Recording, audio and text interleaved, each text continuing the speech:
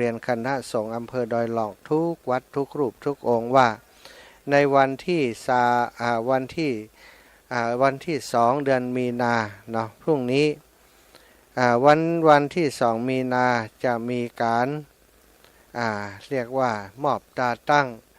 เจ้าคณะอำเภอดอยหล่อจังหวัดเชียงใหม่เฮือกับหลวงพ่อท่านพระครูสาธุกิจจานันท์ซึ่งได้รับแต่งตั้งได้รักษาการได้รักษาเป็นว่าที่เจ้าคณะอำเภอมาหลายเดือนแล้วสถาวันนี้ก็ได้เลิกงามยามดีที่พระมหาเถระ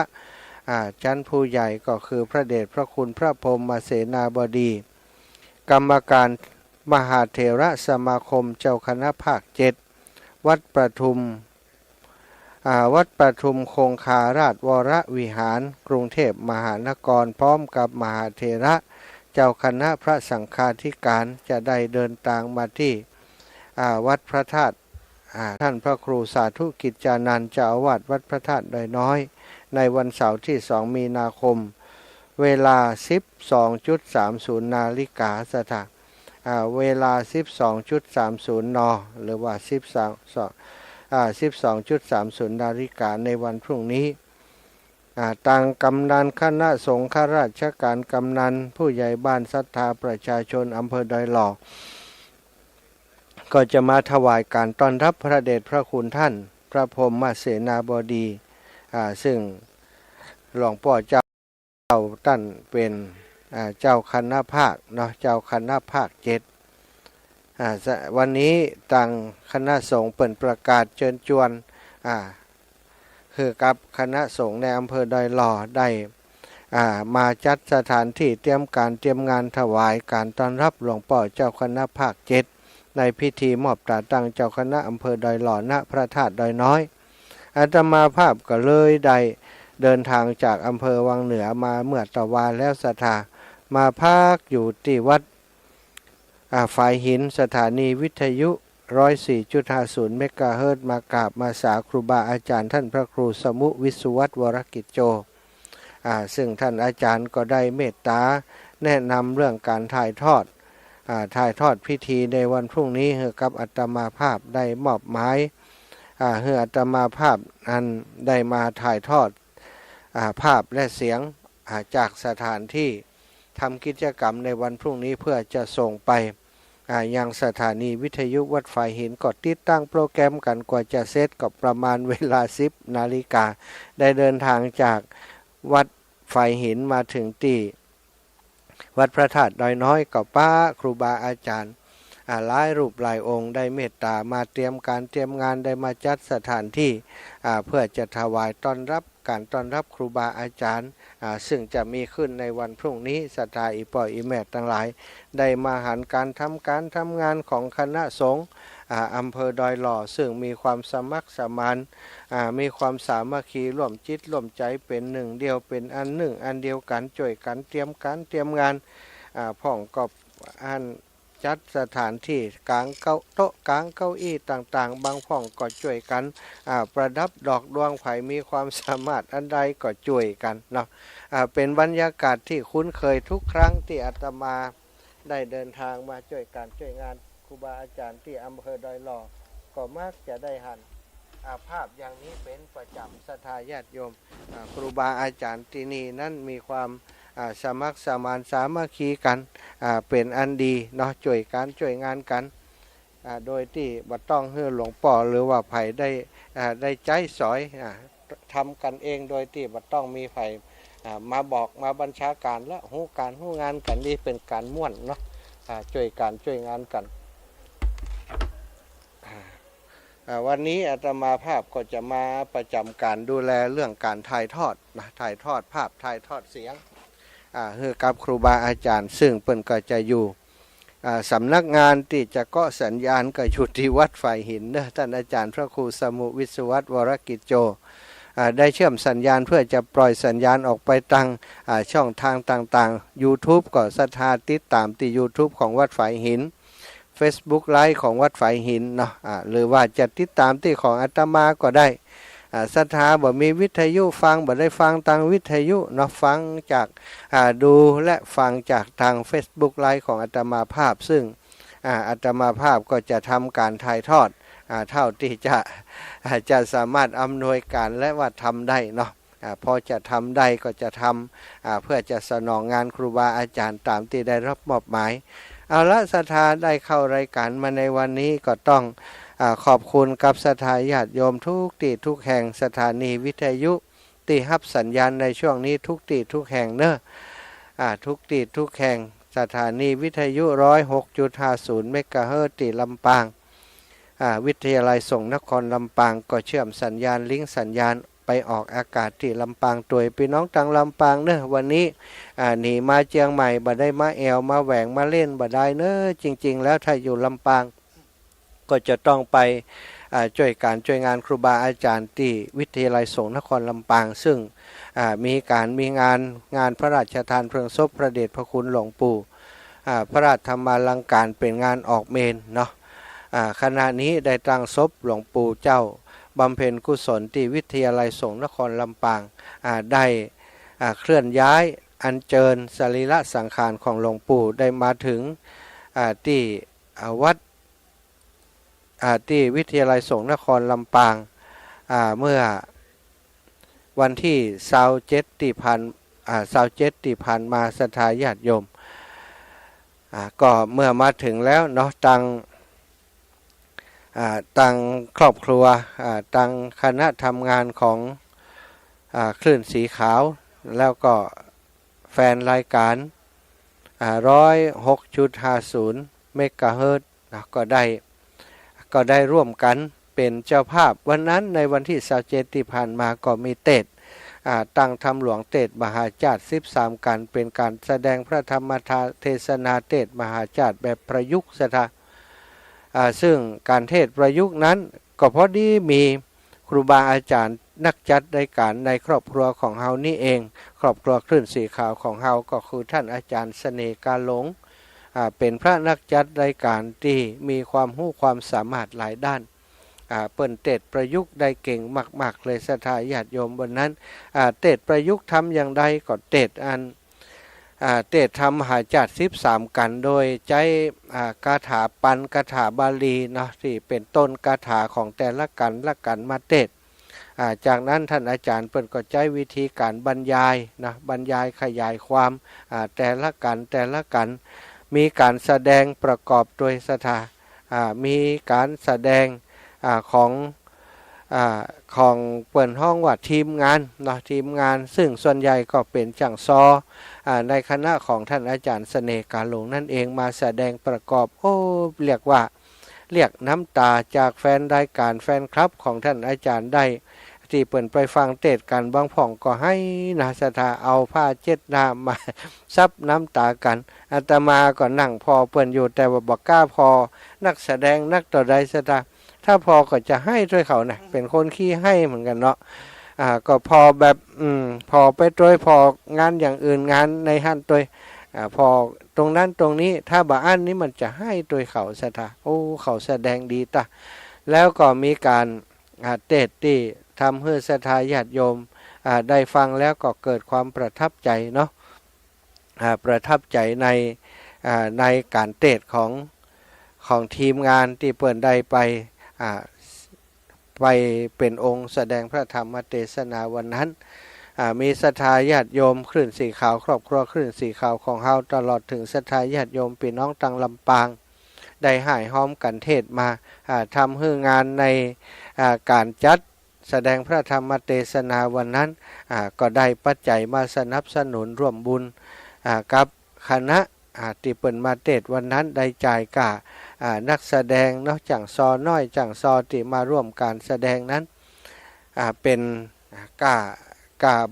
าน้ำกาเดินทางของเขาทีมงาน 20,000 บาทก็ได้รับการสนับสนุนจากศรัทธาญาติโยมตั้งหลายเนอะก็ขอบคุณศรัทธาญาติโยมตั้งหลายเป็นอย่างสูงที่มีงานมีกิจกรรมสำคัญทุกครั้งทุกคราบ่เคยละบ่เคยทอดทิ้งกันได้มาช่วยเหลือเติมได้ให้หอมผ่านมาตั้งอาตมาภาพก็มี ตั้งครูบาอาจารย์ท่านมหานุพระอาจารย์พระมหานุพดลสุวรรณเมธีก็มีและครูบาอาจารย์หลายรูปหลายองค์ที่เพิ่นได้อุจาผ่านสถานีไปปัจจัยส่วนหนึ่งก็ยังได้ปัจจัยสมทบไปร่วมบุญกับตังฝ่ายจัดการในงานพระราชทานเพลิงศพของหลวงปู่เนาะได้เป็นกองทุนเพื่อจะใช้จ่ายอย่างอื่นต่อไปแฮมก็ต้องขอบคุณศรัทธาเป็นอย่างสูงสำหรับงานในวันพรุ่งนี้เนาะศรัทธามันก็เวลาจวนจำล้ำไปซึ่งในงานนี้ก็ไม่ได้ประกาศในการให้การห้อมหรือว่ามุทิตาเตื้อเอาไว้โอกาสที่ครูบาอาจารย์เปิ้นพร้อมที่จะจัดการจัดงานหลวงพ่อพระครูสาธุกิจจานันท์นั้นเป็นครูบาอาจารย์เป็นพระอุปัชฌาย์ของท่านอาจารย์พระครูอภิวัฒนวิกรมท่านอาจารย์ใหญ่ของเฮาได้เติบโตเป็นพระนักเผยแผ่ก็ได้ใช้สถานที่ของวัดพระธาตุดอยน้อยนี้เป็นที่ทำงานมาตั้งแต่ต้นหนตีได้มาอยู่ที่วัดแห่งนี้ได้มาห้ามมาเฮียนได้มาเป็นสามเณรอยู่ที่นี่ได้มาเฮียนนักธรรมได้มาเฮียนระดับอุดมศึกษาก็ได้อาศัยอยู่กับหลวงพ่อพระครูสาธุกิจจานันท์ที่นี่ได้เวลาอุปสมบทก็อุปสมบทที่วัดพระธาตุดอยน้อยโดยมีหลวงพ่อเป็นพระอุปัชฌาย์ศรัทธาอีป่อยแม่ตั้งหลายความผูกพันของท่านอาจารย์ใหญ่ของเฮากับหลวงพ่อพระครูสาธุกิจจานันท์ก็เหมือนกับพ่อกับลูกเนาะที่อยู่ด้วยกันที่นี่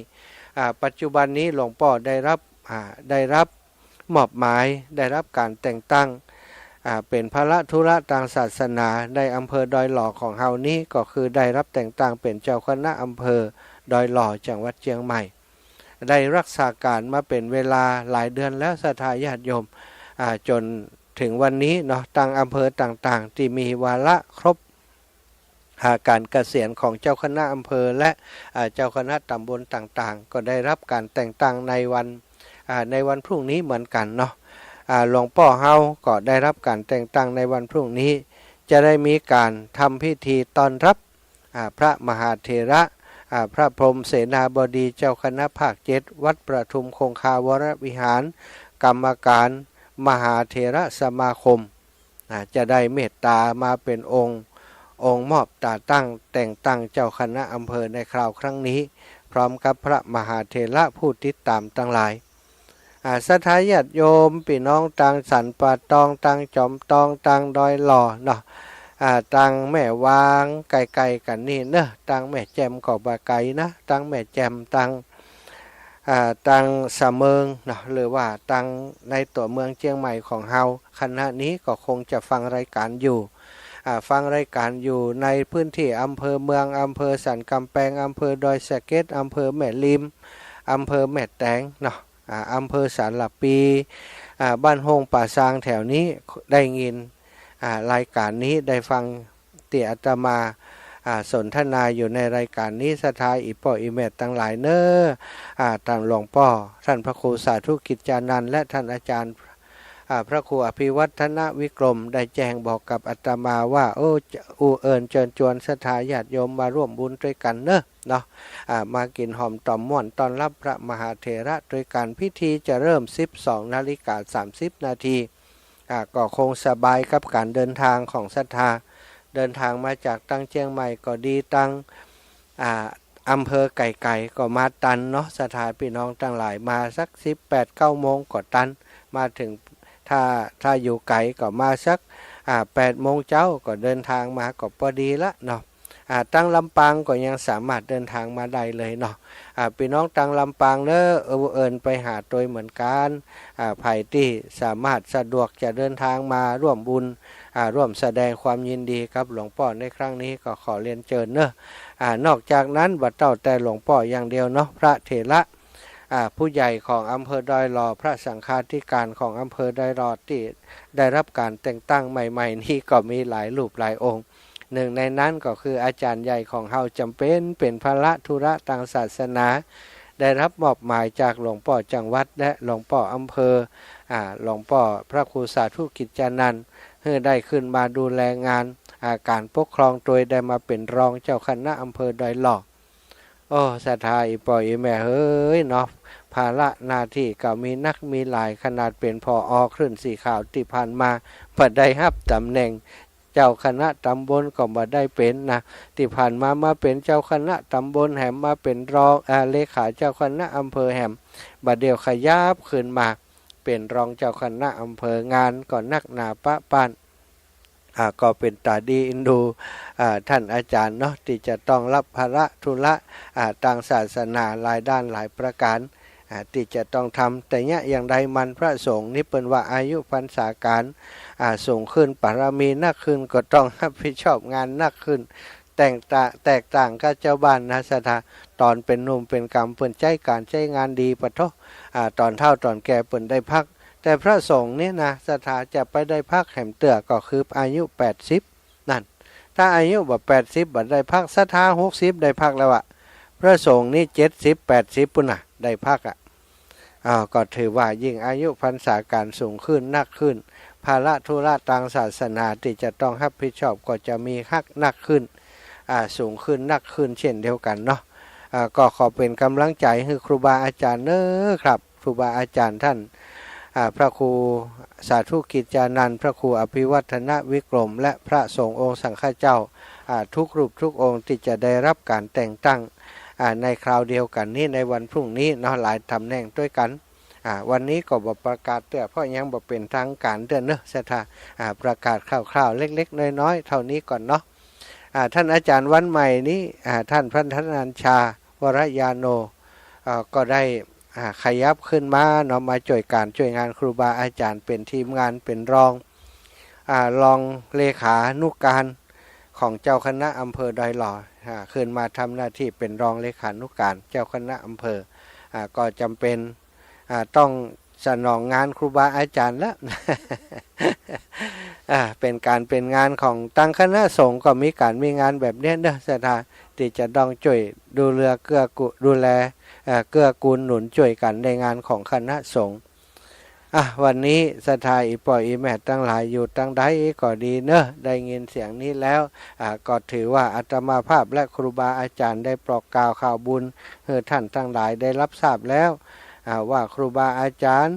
ของเฮาทั้งหลายนั้นจะได้มีภาระธุระทางศาสนาเพิ่มขึ้นในการทำงานกับคณะสงฆ์ประเดี๋ยวนี้ก็มีงานที่รออยู่ตั้งนานเนาะที่คณะสงฆ์อำเภอดอยหล่อของเฮาจะต้องเข้าไป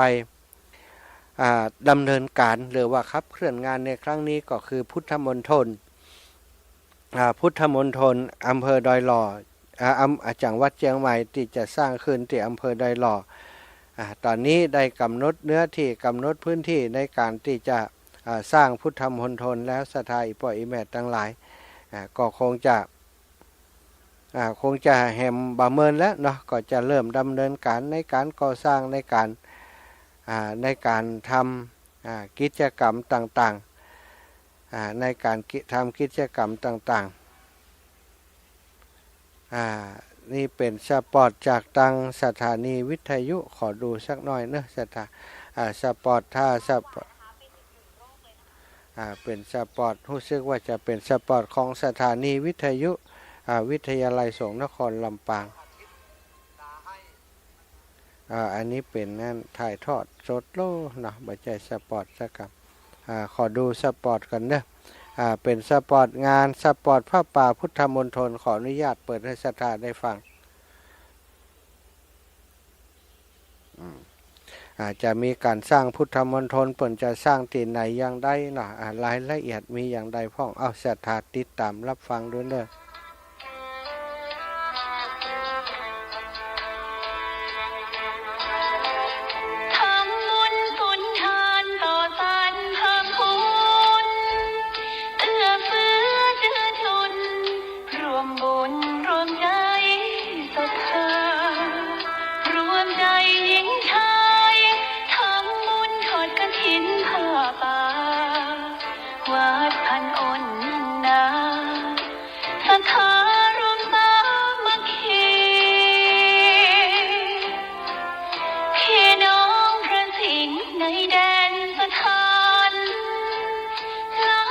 เจริญสุข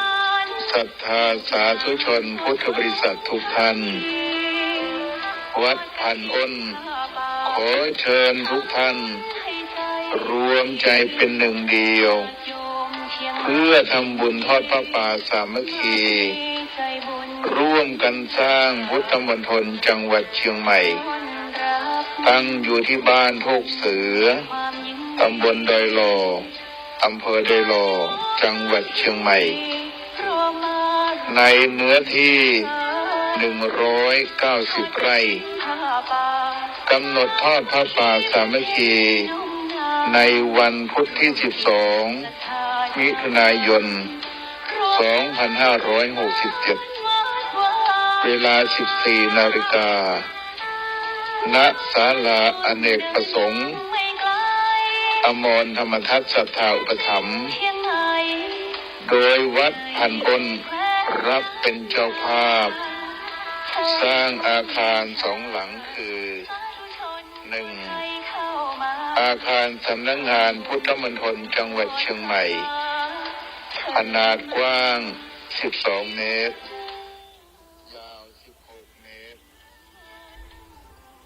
2. อาคารหอประชุมคณะสงฆ์จังหวัดเชียงใหม่ขนาดกว้าง12 เมตรยาว28 เมตรใช้งบในการก่อสร้างจำนวน5,187,090 ไร่กำหนดทอดพระป่าสามัคคีในวันพุธที่12 มิถุนายน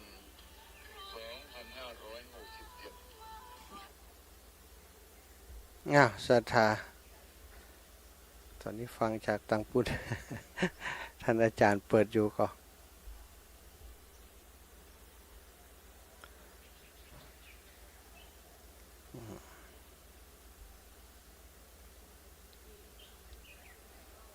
ศรัทธาจากตัง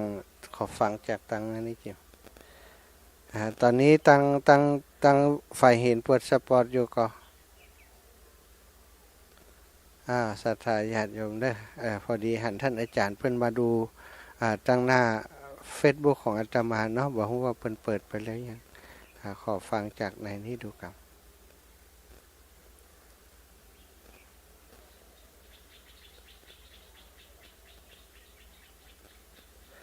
จากตังสปอร์ตตังพูดเป็นยังไง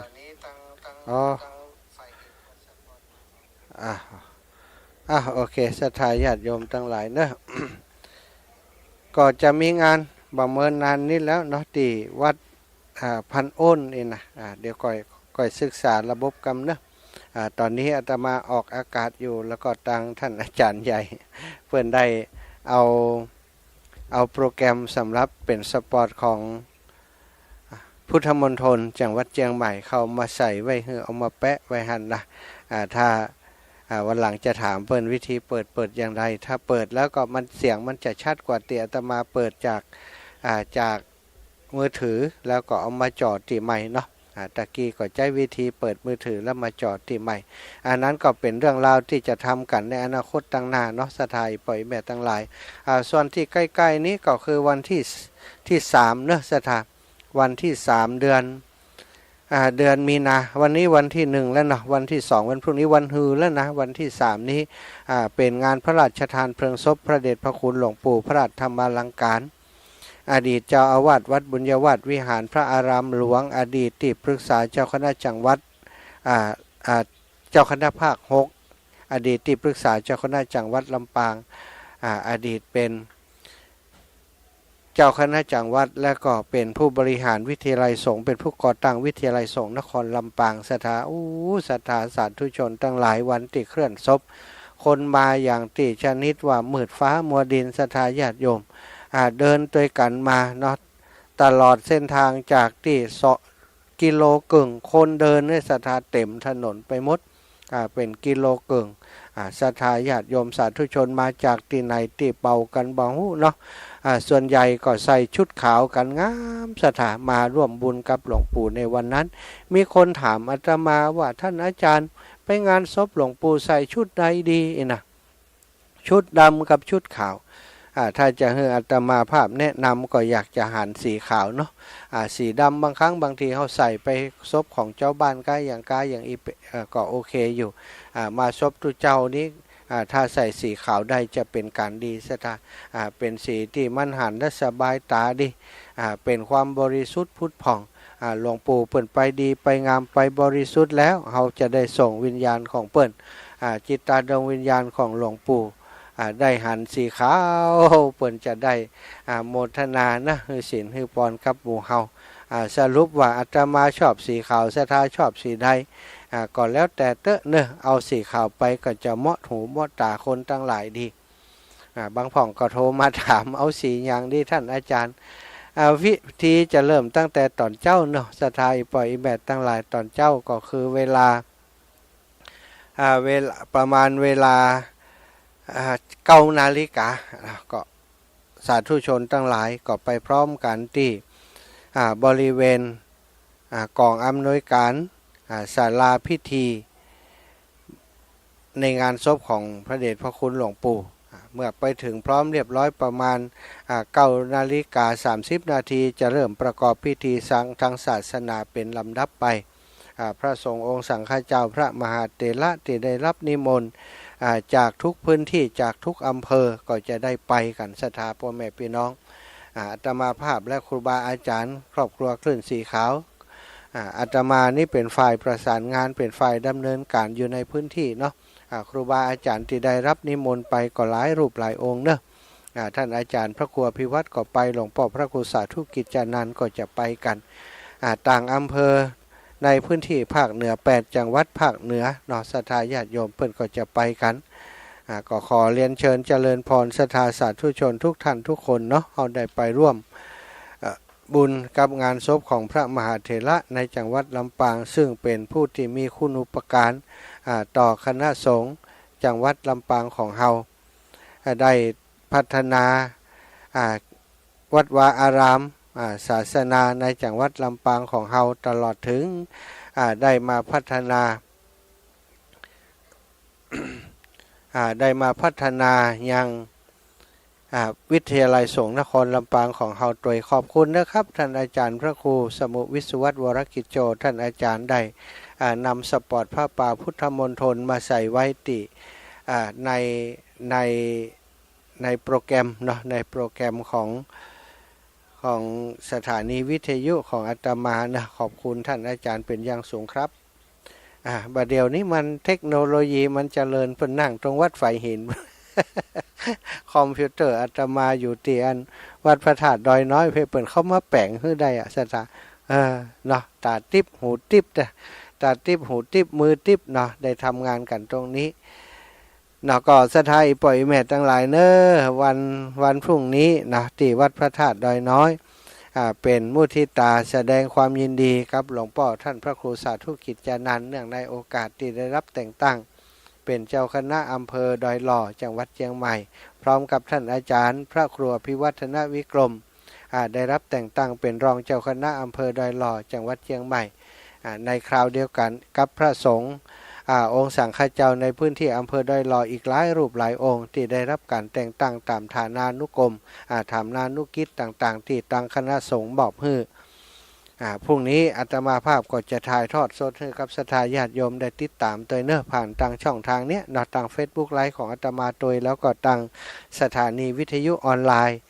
พระมหาสมชาติชาตปัญโยทาง YouTube ของวัดไฟหินแล้วก็ทางสถานีวิทยุในเครือข่ายคลื่นสีขาวแล้วก็ทางสถานีวิทยุของวัดไฟหินและก็ทางลำปางของเฮา 106.50 เมกะเฮิรตซ์ดีบดีตั้งเมืองฝางวันพุกนี้เพิ่นก็จะลิงก์สัญญาณไปให้ตัวเนอะทุกปีเลินนะแจ้งทุกปีเลินไว้เป็นคร่าวๆไว้ก่อนเนอะทุกปีเลินตั้งสถานีวิทยุตั้งอำเภอฝาง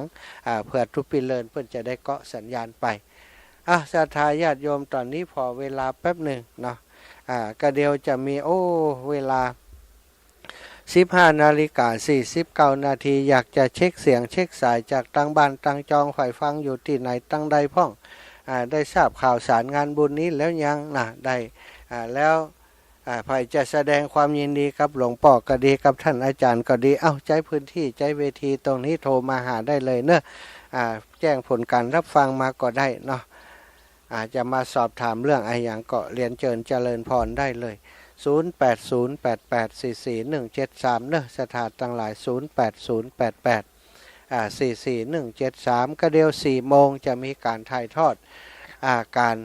พิธีสู่ขวัญเนาะสู่ขวัญ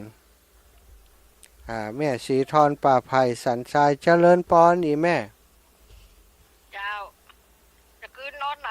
จะคืนนอนวัดไฟหินโยมแม่อ๋อไม่ได้เบื่อสักกรรมกันแต่ว่าก็ได้เมื่อชักกรรมไปเมื่อเนี่ยอย่างวันนี้มีงานเพนอนวัดวิงานที่อำเภอดอยหล่อโยมแม่อ๋อ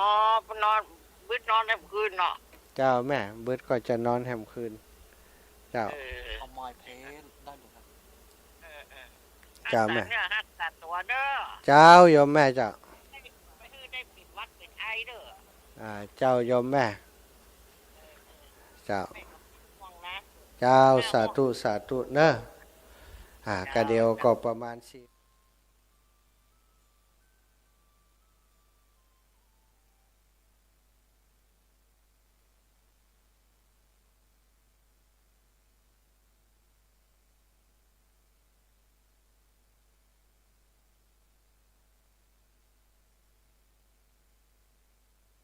จะดุ้งนะห้องขวัญเปิ้นฮือมาอยู่ตัวฮือหมดเปิ้นจะวัดพระธาตุดอยน้อยทิศตามรับฟังเนอะเจริญพรโยมแม่แม่ศรีธรจมฟองเท่าตะวาไปแวะหาดีใจประโทษนะอันเปิ้นได้เวลามีกินมีตานมีการมีงานเปิ้นก็ให้หอมละไว้สถานเปิ้นหอมหอมปัจจัยละไว้เนาะกับอัตมาภาพแม่จะขอหอมตัวนะหอมงานนู้นงานนี้อัตมาภาพก็เป็นสะพานบุญให้กับโยมแม่มาโดยตลอดก็ตอนนี้เนาะโยมแม่ก็ได้ให้หอมมาหลายอย่างหลายประการแล้วสำหรับที่ให้อัตมาภาพไปร่วมบุญร่วมกุศลกับงานต่างๆวันนี้ก็ได้โทรมาให้กำลังใจเนอะขอบคุณโยมแม่ขอบคุณโยมแม่ศรีธรจมฟองเป็นอย่างสูงเนาะอยู่สันทรายป่าไผ่สันทรายเนอะศรัทธาจากป่าไผ่สันทรายทุกท่านทุกคนที่ฟังรายการอยู่ศรัทธาต่างพี่น้องต่างเชียงใหม่เนอะแม่ยายพรอยู่ที่ไหนต่างใดจ้าวันนี้ยายพรโทรมาใดเนอะยายพร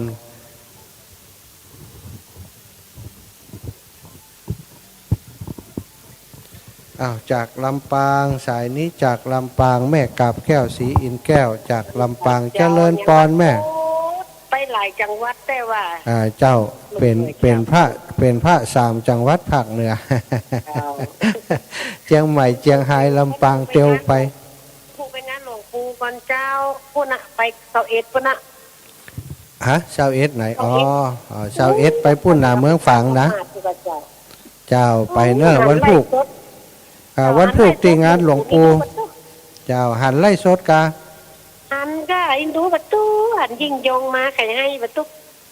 แม่ก็หมดวันก็ไปไผกับไปเหนือแม่กับแก้วนี่นั่งอยู่บ้านอยู่นี่นั่นนะกะแล้วไปแล้วไปแต่ว่าหน้าตาจำเป็นว่าไปเกินนอเพราะว่าผูกไปงั้นหลวงปู่กันเนาะเจ้าท่านเจ้าวันพุธนี้เปิ่นมีซอเนาะที่หลวงปู่น่ะเจ้าบ่ได้หอมพาไตกับหลวงปู่กำเสียวันพุธมีซอเห็นแล้วอาจารย์จะมาวันที่3ประมาณหลวงปู่มากะเดี๋ยววันพุธนี้เสร็จงานนี้ก็เดินทางละคืนวันพุธนี้ก็ปะกันพุ่นละใส่ปีเครื่องบินเนี่ยเนาะบินมาเลยนะเจ้าเจ้าไปดูแท้สาธุเนอะแม่เนอะบุญรักษาจ้าบุญรักษายินดีกับท่านพระอาจารย์หลายท่านนะเจ้าท่านวิวัฒน์พระครูกิจจานุวัฒน์แม่นก็สาธุกิจจานันท์กับท่านอาจารย์พระครูอภิวัตรหลายรูปหลายองค์อีไหมสาธุอนุโมทนาตัวเจ้าสาธุบุญรักษาเนื้อแม่วันนี้ก็ไปงานข่าวดำนี่อยากกระจายมั้งนะข่าวดำมีติ๊กตลอดเนาะก็เป็นเนาะตีไผ่ตีนั้นเนาะท่านอาจารย์นะเจ้าอีไหมไม่ใช่อยู่กับแกออกนะท่านฮะ ก็จะออกน้ำฟังเฟซบุ๊กเอา นะเขาละอ่อนเขาอันบัดได้มอนิเตอร์คือความจริงก็สำคัญนะมันแรงมันก็ฟังเหตุหลวงปู่ถึงว่าหมวนให้หมวนครับเจ้าก็เดี๋ยวจะแจ้งให้น้องนัดก็สัญญาณให้เจ้าสาธุเนื้อแม่เนื้อทางปลอดภัยเนื้อเจ้าแม่บุญรักษาศรัทธาญาติโยมอยู่ตั้งบ้านตั้งจองก็โทรมามามาฮื้อกำลังใจครูบาอาจารย์มาแจ้งผลการรับฟังเพิ่งจะหู้ว่าลำปางดับปิงบ่ได้ยินเสียงก็แจ้งทางช่างเทคนิคก่อนเนาะช่างเทคนิคก็บ่ได้อยู่ประจำอยู่ในสถานีสถานละอ่อนก็ทำการทำงานบางครั้งบางทีเขาบ่ได้หู้ว่าออกอากาศอยู่ก็บ่ได้เกาะสัญญาณเนาะวันนี้จะเดี๋ยวจะมีกิจกรรมจะให้ลูกบ่าวเปิดเกาะสัญญาณไปน้องนัดติดลำปางเป็นเพลงกระหว่ำได้เปิดสถานีวันนี้ที่ลำปางตอนนี้ให้เข้าลูกมีคนเข้าก่อนเจริญปอนลูกได้ครับผมเช็คนะครับครับผมเข้าสัญญาณให้ครับต่างลำปางเนาะเปิดกับเพลงให้ฟังต้องเตือนเสียดายสถานีละอ่อนก็อยู่ตั้งนอกได้จะอันลิงก์สัญญาณไว้เป็นประจำก่อนพอดีมีงานถ่ายทอดที่ลำปางสถานพอมีถ่ายทอดเปิ้นก็ต้องเอาใจในการถ่ายทอดแต่ว่าบางช่วงบางเวลาที่บ่มีการถ่ายทอดก็อยากจะก็สัญญาณจากตังคลื่นสีขาวของเฮาเนาะไปออกอากาศให้พี่น้องลำปางได้ฟังพี่น้องเมืองฝางเจริญปอนโยมแม่สาธุเจ้าลูกเป็นมหาเมืองฝางก็ได้ยินได้ฟังอยู่เน้อเมืองฝางได้ยินเนาะวันผูกถ่ายทอดจิมเนอะบอกทุกปีเลินคือกำเนอะแม่ยังมีเบอร์โทรคนเลยเจ้าเจริญปอนลูกว่าอย่างไรครับชั่วโมงต่อไปมีคนเข้าครับเดี๋ยวผมก็ลิงก์ผู้ปองยาวเลยครับได้สาธุเนอะลูกเนอะครับผมสาธุลูกนัดจากลำปางเนาะเจ้าหน้าที่สถานีช่างเทคนิคจิตอาสาเจริญปอนอีแม่ดับปิงรั่วพี่น้องเมืองฝางรับอะกะอูไปรับกลางอากาศไปแล้วแม่จันทร์ศรีสุขาพี่น้องต่างเมืองฝางเด้อก็ขอบคุณการน้ำกับไฟที่ไหนจ๊ะบ้านทุ่งบุรีบ้านทุ่งบุรีทุ่งบุรีเนาะถวายท่านอาจารย์พระครูอภิวัตรเนาะโอเคเป็นการน้ำกับไฟดีสาธุเนาะกะสถานีดีละอีปสถานีมีกะใช้จ่ายกะไฟกะอายังกะอินเทอร์เน็ตนี่เดือนเป็นเกือบหมื่นเนาะมาต่ำกว่า8,000สถานญาติโยมที่ท่านอาจารย์จะต้องแบกภาระเนาะในการดูแลสถานีแต่ก็เพื่อประโยชน์ของงานพระศาสนาการเผยแผ่นั่นเองบ่ได้เอาสถานีไปทำธุรกิจหรือว่าไปทำสิ่งอื่นสิ่งใดเอามาออกอากาศเธอเปิดใดสาธุตุลุงเจริญปอนโยมแม่จงดีเชื้อกันทาเจ้าเมืองฝางดังอยู่แล้วเจ้าชัดเจนชัดเจนดีเนาะทางเมืองฝางเนาะสาธุเดี๋ยวจะประกาศเดี๋ยวจะประกาศรายชื่อให้พี่น้องเมืองฝางได้รับทราบสักกรรมก่อนเดี๋ยวเข้าไปทางไลน์ของโยมแม่นะเจ้าสาธุเด้อแม่เนอะเจ้าพี่น้องทางเมืองฝางเนอะไผ่จะให้หอมเพิ่มเติมเนาะอันนี้มีรายการตั้งธรรมาสมาเนอะถ้าตั้งในเพิ่นพร้อมเนาะก็เดี๋ยวจะได้ไปตั้งเครื่องถ่ายทอดตั้งในถ้าครูบาอาจารย์ตั้งในเนอะถ้าพร้อมที่จะทำพิธีสู่เข้าออกควันหลวงป่อก็แจ้งมาตั้งนอกได้เลยเนาะครับเนาะตั้งนี้ตั้งนอกตอนนี้ก็จะอ่านรายชื่อของญาติโยมที่หอมเรื่องธรรมาสของวัดพระพุทธบาทอุดมน้ำบ่อสวาให้ได้รับทราบก่อนเนอะต่างศรัทธาญาติโยมครูบาอาจารย์ที่โทรมาตอนนี้ขออนุญาตบาฮับสายเนอะครับเนอะแม่สุแก้วเปรกัญญาพร้อมครอบครัวแม่สุขสุวรรณแม่จันทร์ศิลป์ สินทะบ้านหาดนาคตำบลซบเตี้ยอำเภอจอมตองจังหวัดเชียงใหม่ฝากตุลุงยองมาร่วมบุญธรรมาส200 บาทอนุโมทนาบุญเน้อแม่แล้วก็แม่อุ้ยตุนแก้วสุภาธงบ้านหนองปลาสวายบ้านโฮงลำปูนได้ร่วมบุญมาแหม100 บาทแล้วก็นางวิไลพรบ้านห้วยม่วงตำบลแม่สอยจอมตองเชียงใหม่ได้ร่วมบุญธรรมาสเมืองฝางมาแหม80 บาทแม่จุ้มนะสิทธิชัยนางสาวปาริชาติแก้วยะบ้านหาดนาคตำบลซบเตี้ยอำเภอจอมตองจังหวัดเชียงใหม่ได้ร่วมบุญมาแหม100 บาทแล้วก็แม่ศรีนวลทรตันร่วมทำบุญธรรมาสพี่น้องบ้าน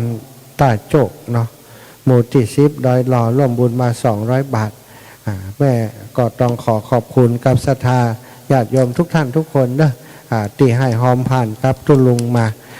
ที่อาตมาก็ได้มีศรัทธาญาติโยมได้หอมมาผ่านที่อาตมาก็เยอะอยู่พอสมควรศรัทธาทยอยประกาศไปเรื่อยๆเนาะตะกี้ได้แจ้งว่าจะขอประกาศของตังโยมแม่จงดีเชื้อกันทาเดิน1 2ขณะนี้เวลา16 นาฬิกาหรือว่า4 โมงแรงก็เป็นเวลาที่ตามกำหนดการจะได้ประกอบพิธีเรียกขวัญ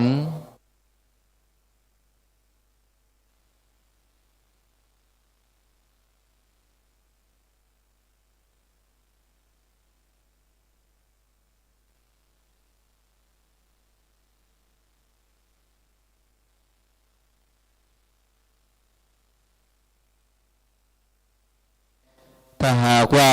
เสร็จสิ้นภารกิจหลังจากที่ท่านได้ทำหน้าที่ต่างๆเรียบร้อยแล้วก็ขอความเมตตาให้ทุกท่านพระภิกษุสามเณรได้เตรียมตัวเวลา 16:15 นาทีก็ขอความกรุณาได้มาพร้อมกันที่วิหารวัดพระธาตุดอยน้อยศรัทธาญาติโยมถ้ายังบ่ปิกบ้านเตื้อก็ขอความเมตตาศรัทธาได้มาร่วมพิธีในภาคบ่ายนี้สำหรับรายการนั้นก็จะตัดสัญญาณแถม1 ชั่วโมงตั้งแต่เวลา4 โมงนี้ที่ท่านได้รับฟังจบไปกับท่านพระมหาสมชาติชาตปัญโยวัดบรรพตสถิตท่านได้ดำเนินรายการตั้งแต่เวลาบ่าย 3 โมงตอนนี้4 โมงก็จะได้เตรียมหลายๆอย่างก็ขอนิมนต์ตุลุงเข้ามาในวิหารนิกรรมนะครับได้เกียมเนื้อเกียมตัวได้ครองผ้าเรียบร้อยแล้วก็ขอนิมนต์นะครับแห่มสักกรรม1ตนที่จะได้ห้องขวัญพระครูเทพพวงประสิทธิ์เจ้าวาดวัดเทพประสิทธิ์สลีต้นหวดอำเภอหางดงจังหวัดเชียงใหม่ก็จะได้มาทำพิธีห้องขวัญโดยเจ้าภาพวันนี้ก็มีผู้ที่แจ้งความประสงค์ได้แจ้งความประสงค์เป็นเจ้าภาพห้องขวัญให้กับหลวงพ่อพระโคสาธุกิจจนันท์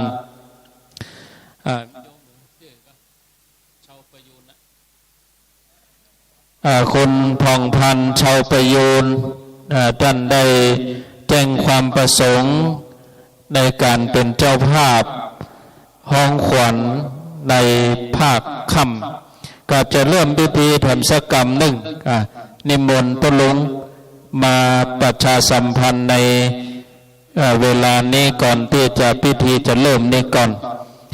สำหรับวันพุธนั้นก็ครูบาอาจารย์พระเจ้าพระสงฆ์ในอำเภอดอยหล่อเฮาและพระสงฆ์ที่มาร่วมงานเพื่อนสหธรรมครูบาอาจารย์ทุกรูปก็นิมนต์มาฉันพระทหารเพลที่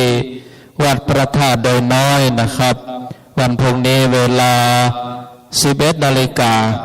ก็สัก9 โมงปลายก็นิมนต์มานะครับถ้าบัญญัติอันก็รถก็จะขึ้นยาก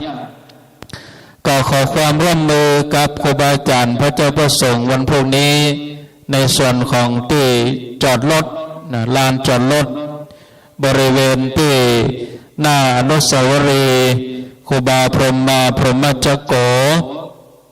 บริเวณที่หอธรรมอันนี้จะเป็นที่จอดรถสำหรับท่านที่มีบัตรจอดรถสีแดงเป็น VIP 2จำนวนประมาณ25 กันที่จอดรถด้านนี้เป็นจันที่ครูบาอาจารย์เจ้าคณะอำเภอต่างๆที่ท่านจะได้มาเป็นตนเมตตาในวันพรุ่งนี้ส่วนบัตรสีเหลืองนั้นก็ลานจอดรถตั้งแต่ศาลาหลังใหม่ไปถึงที่โรงธรรมชัดแล้วก็ที่กุฏิพักสมณเณรแล้วก็บริเวณข้างโรงครัวห้องน้ำตั้งนั้นนี่จอดได้แถม60 ถึง 80 กันอันนี้ครูบาอาจารย์ที่มีบัตรสีเหลือง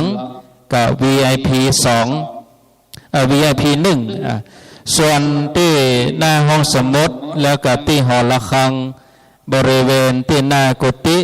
สุนทรคัมภีรยานอันนั้นสงวนไว้ประมาณ5 กัน5 กันก็จะเป็นรถของท่านผู้ว่าราชการจังหวัดเชียงใหม่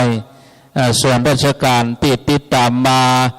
ไม่ว่าจะเป็นสำนักงานพุทธศาสนาจังหวัดเชียงใหม่ก็เฉลี่ยแล้วประมาณ3 กันแถม3 กันนั้นก็จะเป็นรถของพระเดชพระคุณพระพรหมเสนาบดีเจ้าคณะภาค7กรรมการมหาเถรสมาคมแล้วก็รถ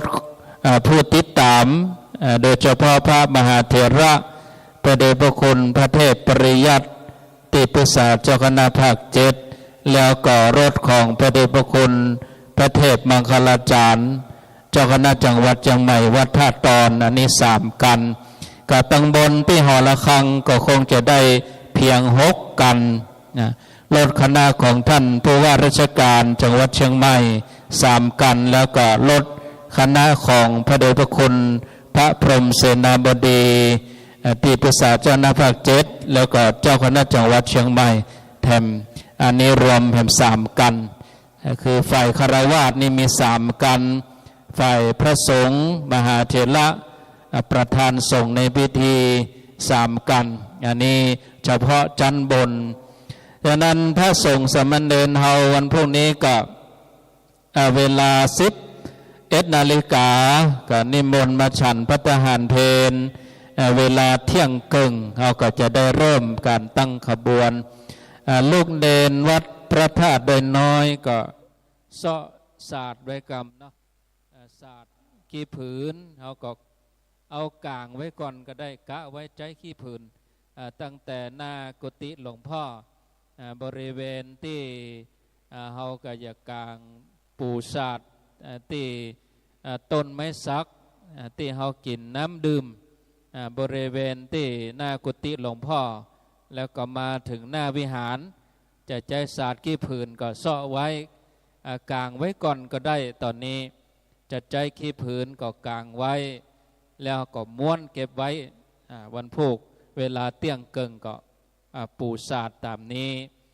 สัพพโทนก็มีคณะสงฆ์ตำบลยางคามได้ร่วมกันรับผิดชอบกับคณะสงฆ์ตำบลสันติสุขได้รับผิดชอบในการต้อนรับปฏิสันถานครูบาอาจารย์มหาเถระส่วนคณะสงฆ์ตำบลดอยหล่อเขต1 เขต 2ก็รับผิดชอบในวิหารในการปฏิสันถานต้อนรับครูบาอาจารย์นำเรียนพระสงฆ์ครูบาอาจารย์ได้บอกต่อๆกันไปว่าวันพรุ่งนี้คณะสงฆ์อำเภอดอยหล่อทั้งหมด46 รูป46 วัดที่เป็นเจ้าอาวาสก็นิมนต์ที่ในศาลาทั้งหมดทุกรูปนะครับสามเณร หรือว่าพระคุณเจ้าผู้ติดตามก็นั่งตั้งหลังนะเป็นเก้าอี้จัดเก้าอี้ไว้ที่นั่นก็100 กว่าตั๋วอันกำนันผู้ใหญ่บ้านนอกจากนั้นก็เก้าอี้ก็เตรียมไว้ประมาณ300 ตั๋วอันนั้นญาติโยมก็นั่งตามอัธยาศัยอันนี้ทำความเข้าใจในเรื่องของสถานที่แหมสักกรรมเนอะ16 นาฬิกา15 นาทีพระสงฆ์องค์สามเณรครูบาอาจารย์เฮาตียังปิกวัดปิกวาเตื้อก็ขอนิมนต์ในวิหารนะครับได้มานั่งรวมกันเพื่อว่าได้ร่วมพิธีพร้อมกันนะครับตุลุงตั้งปุนพร้อมแล้วก็นิมนต์เลยนิมนต์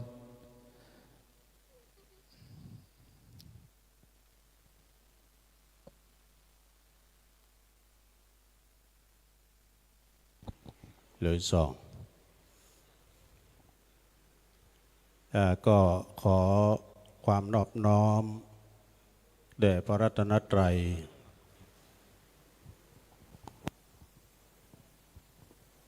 อันมีพระพุทธพระธรรมพระสงฆ์เป็นสรณะที่พึ่งเนบไตรไว้สาถวายความเคารพในเมตตาบารมีธรรมหลวงพ่อท่านพระครูสาธุกิจจานันท์หลวงพ่อเจ้าคณะอำเภอดอยหล่อที่เคารพยิ่งและก็พระเถรานุเถระครูบาอาจารย์ทุกตนทุกองค์นะครับด้วยความเคารพเจริญพรกับศรัทธาสาธุชนญาติโยมเด้อตอนแรงวันนี้เนาะดังที่อาจารย์พระครูอภิวัฒนวิกรมได้ประชาสัมพันธ์ไปเกี่ยวกับต่างศาสนพิธีต่างๆแล้วก็เกี่ยวกับต่างรถต่างลาโดย แล้วก็ตอนแรงเย็นวันนี้ก็จะมีการเรียกขวัญนะเพิ่มการเรียกขวัญหลวงพ่อตัวยก็ขอบคุณทางครูบาอาจารย์วันนี้ตลอดทั้งวันในคณะสงฆ์อำเภอดอยหล่ออันนี้ก็ได้มาช่วยกันช่วยงานกันตอนนี้คงจะกำเดียวก็คงจะได้เวลานะครับเนาะองค์เมตตาที่เพิ่นจะได้เรียกขวัญหลวงพ่อก็เดินทางมาถึงพอดีนะครับเนอะไว้สาบารมีหลวงพ่อได้นั่งที่จะได้ห้องขวัญนะครับแล้วก็กลับไว้สาอาจารย์ท่านพระครูเพื่อจะได้ทำพิธีเป็นลำดับต่อไปเดี๋ยวเอาไม่ใส่นิมนต์เลยนะครับตอนนี้เวลา4:13 นาทีกับแถม2 นาที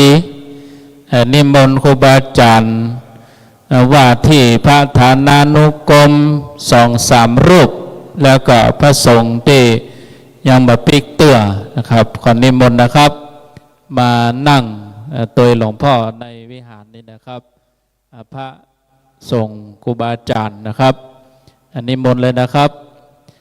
พระสงฆ์สามเณรลูกเณรวัดพระธาตุดอยน้อยตัวเนอะถ้ากิจกรรมการงานภารกิจว่างเว้นบ่ได้ปฏิบัติงานศาสนกิจต่างใดก็นิมนต์มานั่งในวิหารนี้ก่อนที่มีหน้าที่ทำงานก็ทำไปเนอะที่มีหน้าที่ทำงานก็ทำไปท่านพระครูเทพพวงศ์ประสิทธิ์เจ้าวาดวัดเทพประสิทธิ์สลีต้นเฮือดอำเภอหางดงจังหวัดเชียงใหม่จะได้เป็นตนเมตตาวันนี้มาห้องขวัญ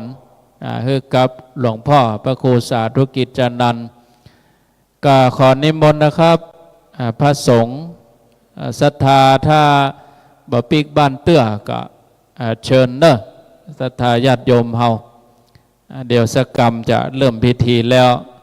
ถ้าค่ำไปก็จะมืดจะค่ำไปเนาะ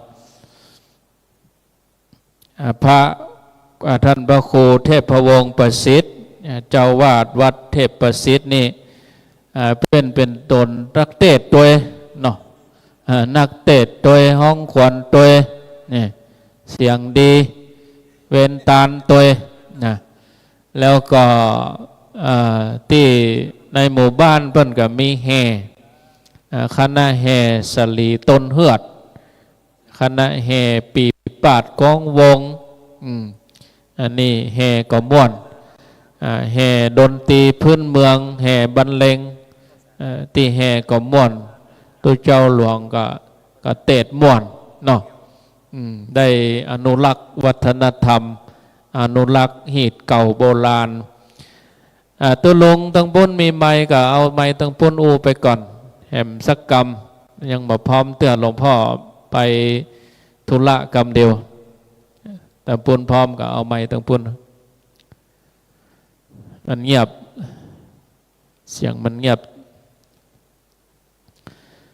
รอเวลาสักกรรมนะวันพรุ่งนี้ก็เวลาตั้งแต่9 โมง 10 โมงก็จะมีครูบาอาจารย์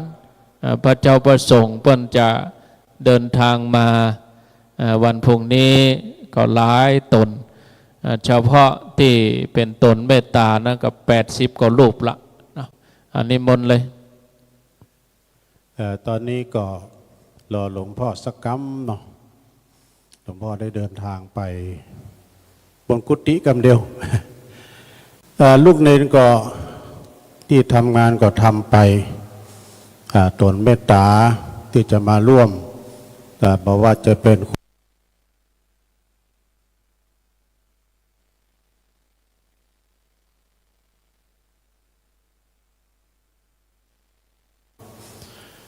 วันนี้ทั้งวัน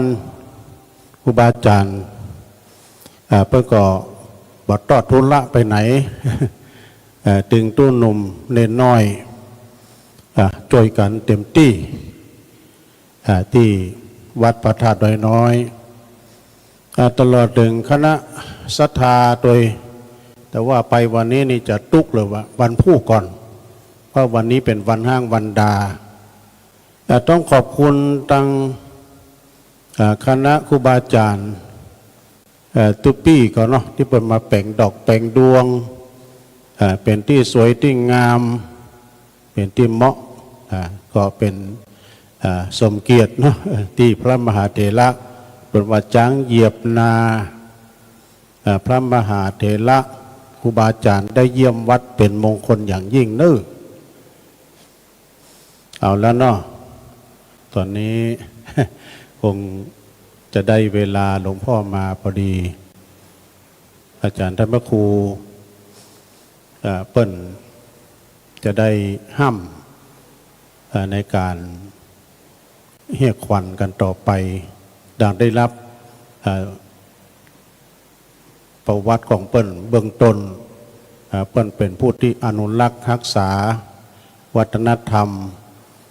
การเต้นการกาบการโลงต่างๆแล้วก็เป็นผู้ที่มีเป็นนักเทศตัวเนาะอนุรักษ์หลายอย่างเพราะว่าจะเป็นดุริยะดนตรีพื้นเมืองดีนะตามพุทธคณะของครูบอยครับพุทธนะสลีต้นเฮือด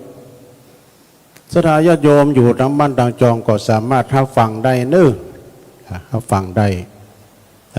แต่ว่าต่างภาพนั้นก็อาจารย์ท่านพระมหาสมชาติเปิดก็จะได้ถ่ายให้พี่น้องศรัทธาญาติโยมได้พอกันแล้วครับน้อไว้สาบารมีธรรมอาจารย์ได้พระครูนะครับ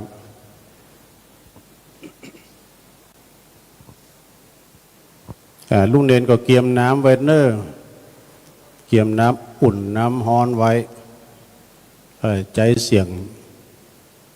เมินน้อยครูบาอาจารย์ที่อยู่ทางลุ่มทางล่างก็นิมนต์นะครับเนอะพระฐานานุกรม ขึ้นมานะครับเนอะเพื่อความเป็นสิริเป็นมงคลในการปัดเคราะห์ล้อนนามในครั้งนี้โดยวันนี้ก็เป็นวันดีวันที่1 มีนาโดยเป็นวันโชควันใจโดยเนาะวันเมงก็สดใสวันไตก็มดปอดเป็นยอดมหาทานังในการที่ว่าได้ถวายการต้อนรับครูบาอาจารย์ในวันนี้ วันผู้ก่อคณะสงฆ์เฮานิมนต์นะครับเด้อได้มาฉันภัตตาหารเพลกันที่วัดพระธาตุดอยน้อยดังคณะทำงานทุกท่านโดยคณะศรัทธาญาติโยมทุกท่านโดยวันนี้ก็ช่วยกันมาโดยตลอดตั้งแต่แต่ว่าวันซืนมาละโอ้งานต่างๆงานนักงานเบาขอบคุณรับรองนิมนต์แล้วนะครับตอนนี้ได้เวลาพอดีนะครับเนาะไปสาบารมีธรรมท่านครับ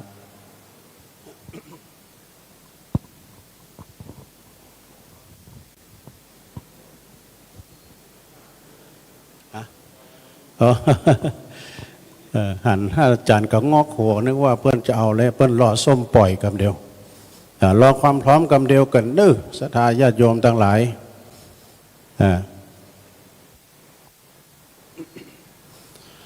วันพรุ่งนี้ก็จะได้รับความอนุเคราะห์จากท่านผู้ว่าราชการจังหวัดเชียงใหม่โดยแล้วก็ท่านในอำเภอทุกภาคส่วนทั้งนายกแล้วก็ชมรมกำนันผู้ใหญ่บ้านคณะศรัทธาญาติโยมโดยทั่วไปเพิ่นก็จะมาร่วมรายการนี้อันเป็นอันมากหลายรถก็คงจะนักเนาะวัด PIP กาเนี่ยเพิ่นก็จะมีจอดเป็นอย่างมีเป็นบัสรถหงตาลกาเนี่ยการรถพระมหาเถระก็หลายแล้วเนาะนักแล้ว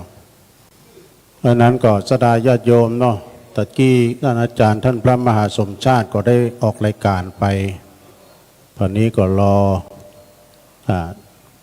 ศรัทธา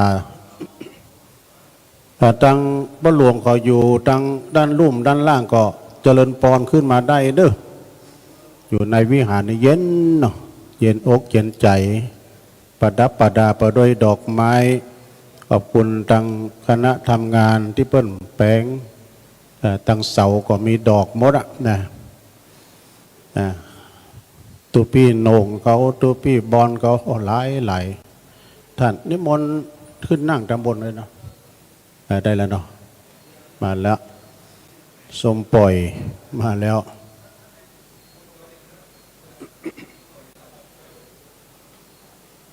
นิมนต์ท่านอาจารย์เต็มที่เลยเนาะ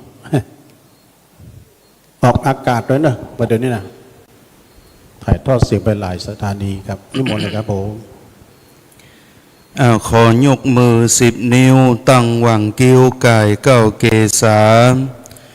ด้วยกายวาจาใจขอถวายความเคารพนอบปูจาแด่คุณพระติถไหลรัตนพันแพ้วพระแก้วเจ้าทั้งสามและพระธาตุเจ้าดอยน้อยอันเป็นของดีของวิเศษทะปันนาตั้งไว้ในสันฐานวัดพระธาตุเจ้าดอยน้อยที่นี่เป็นที่ไหว้ที่สาที่สักการะปูจาขอถวายความเคารพนอบแด่หลวงพ่อท่านพระครูสาธุกิจจานันท์หลวงพ่อมีบุญมีบารมีจะได้รับตราตั้งเจ้าคณะอำเภอดอยหล่อปกครองคณะสงฆ์ในวันพรุ่งนี้ขอไหว้สาบารมีพระเถรานุเถระครูบาอาจารย์เจ้าจุรูปจุตนจุองค์และขอจำเริญปอนมายังมูลศรัทธาทั้งหลายเจ้าศรัทธาเก้าในวันนี้ก็คุณโยมแม่พองพันธ์ชาวประยูนพร้อมด้วยลูกหลานญาติธรรมและศรัทธาพี่น้องทั้งหลายอยู่ที่ใกล้ที่ไกลที่ใดที่หนึ่งที่ได้ยินเสียงนี้ก็ขอจำเริญปอนบัดนี้ตามที่หลวงพ่อได้ตั้งใจไว้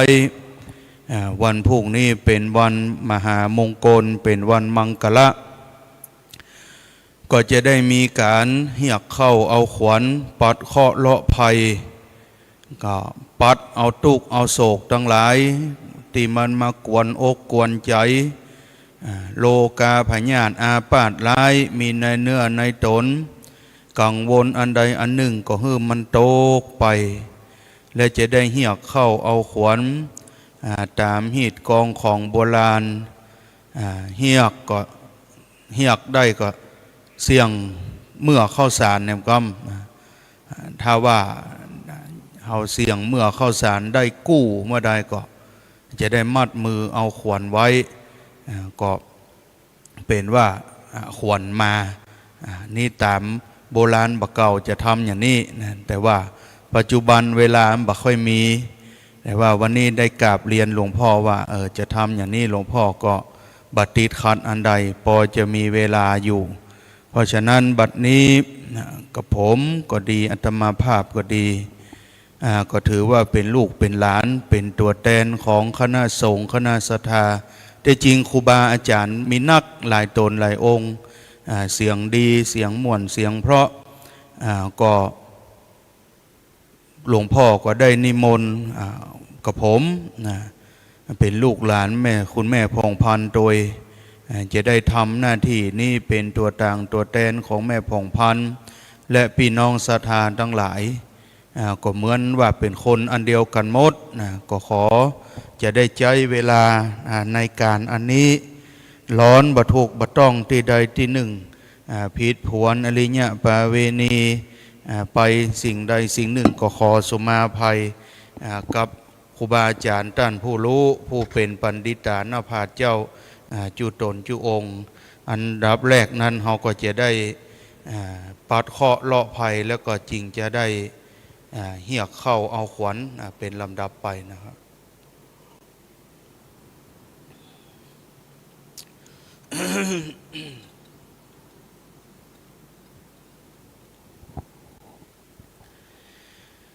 นะโมตัสสะภะคะวะโตอะระหะโตสัมมาสัมพุทธัสสะนะโมตัสสะภะคะวะโตอะระหะโตสัมมาสัมพุทธัสสะนะโมตัสสะภะคะวะโตอะระหะโตสัมมาสัมพุทธัสสะนะโมพุทธาญานะโมธัมมาญานะโมสังฆาญามาตาปินโตอุปัฏฐานังอหังวันตามิกุโลอุปัสสะอาจาริยกุณังอหังวันตามิปัสสะโลโสสตินะมะอาภาสาภาหาสาธุอัญญันตุเตวาสาธุอัญญันตุพนโตเตวลาจานากาอินโตจะพมมาสาธุทีนิสิงเหสตนาเกปัญจปิสนุกันเจวาจตุเตวาสวัสลาจาปัญจอินตานเมวจาเอกัญญคานวเตวาปัญจพระมาสหัมปติเตลาจาอัฏฐอรหันตาปัญจพุทธานามามิหังสิโลเมพุทธเตวัญจานลเตพระมเตวตาหัตยังนลาญกันเจวะเตหัตเทเจปลเมสุลาปเตปิสนุกันเจวะสปกัมมาปสิทธิเมอิติปิโสภความือข้าพระเจ้าตั้ง10 นิ้วตั้งไว้วางกิ้วกายเก้าเกศาขออัญเชิญคุณพระพรหมมาอยู่บ่าซ้ายขออัญเชิญคุณพระนารายณ์มาอยู่บ่าขวาคุณพระพิษณุมาอยู่ปลายนาคุณพระพุทธามาอยู่เหนือเกศเก้าเกศา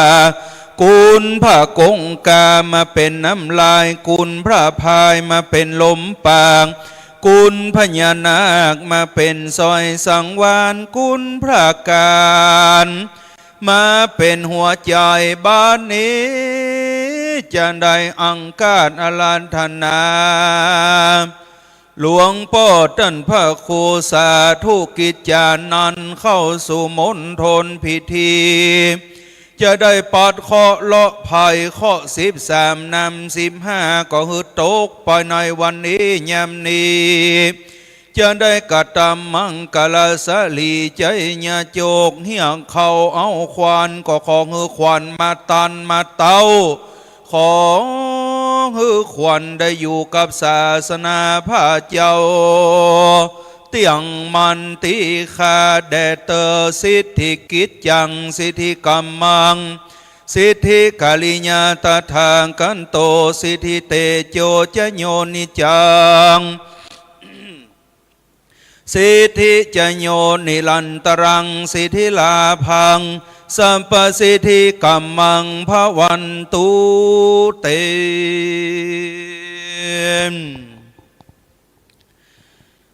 สัมปันธาสัมปันตาสัมปังขอไปในกองหือทอนออกขอไปนอกก็หือทอนนี้ข้อลาวีแก่นกลาข้อไปล้างอย่าได้มาอยู่ทาข้อไปนาอย่ามาติดข้อปาพิษเป็นต้นข้อหลายโศกสะกอนข้อปันอ่านหลายสิ่งข้อหือดับมวยมิงกางกายข้อจังไรตัวจังมาติดแป่นครอยาแฟนติดตนข้อกังวลหลายสิ่งก็คือมันมวยมิงตกไปขอหือข้อตั้งลายตกไปตามเส้นใหม่ไหลไปตามเส้นได้ยุกย่างย้ายออกไปปันขอหือข้อตั้งลายกล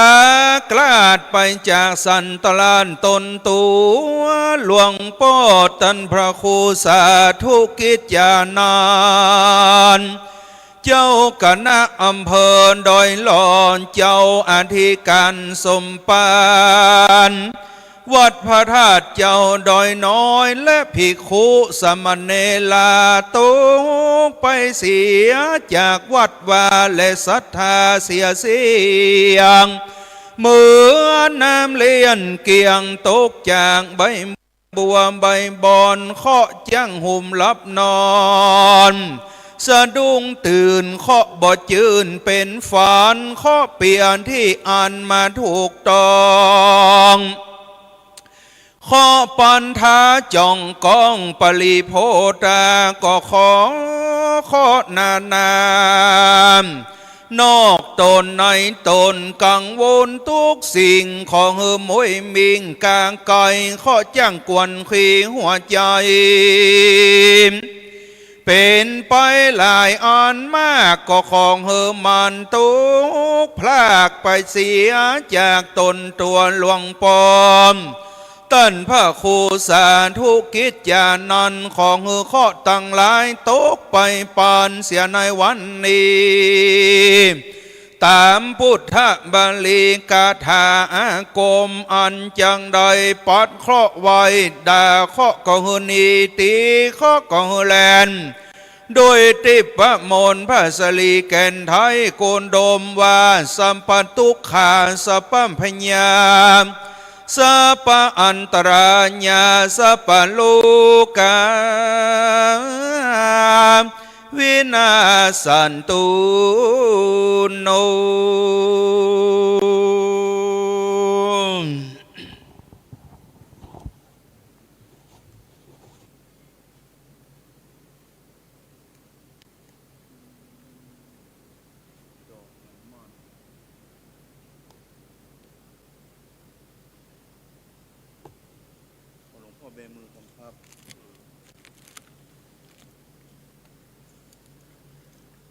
แก้วโมกาดพุทธพัฒนาพิญญะศูนย์โมเหยพุทธเคยทาคายบัดนี้พุทธทางศูนย์ธรรมังศูนย์สังฆังศูนย์อะศูนย์แอศูนย์อิศูนย์อีศูนย์อุศูนย์อูศูนย์เอศูนย์โอศูนย์ นะศูนย์โมศูนย์สัพพะสัตถุสัพพะอันตรายาสัพพะโลกาสัพพะพญาสัพพะอุปัตตวะวินาสันตุอะเสสโต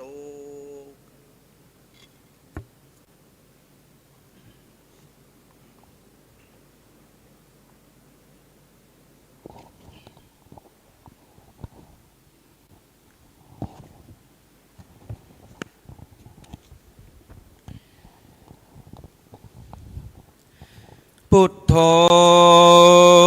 มังคลาสัมพุทโธสัมปุณโธติมปันตุนตัมโมปุณธรรมังคลามากัมมาสัมปตุขาปะมุญจเลธัมโม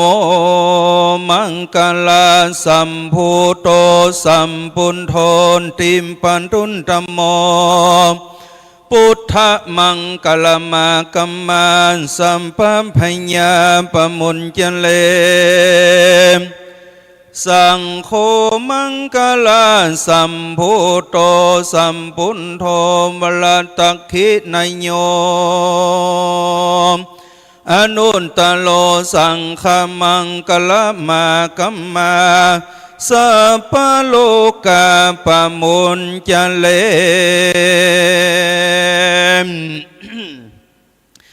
อัญจจายโยอาจาใจสมอัญจมังคโลอัญจในวันนี้ก็มาเป็นวันดีติทธิอันวิเศษเหตุว่าเป็นวันมหามิงมงคลตามคำปีหนโลกว่าวันนี้ฟ้าตีแสงก็มาได้เศษ2465มหามังคลาผ่องแผ้วเป็นวันพระพุทธเจ้านั่งเต้นแก้วภาพลีปนมานอัจฉริในวันนี้เป็นวันนกไส้เป้พญาจังสารตัวใหญ่กาเป็นวันพระเจ้าฟ้าภาพกินเมืองสลีบุญเลืองดีตัวห้องพับแผ่นตองตัวอันนาอัจฉริในวันนี้นะ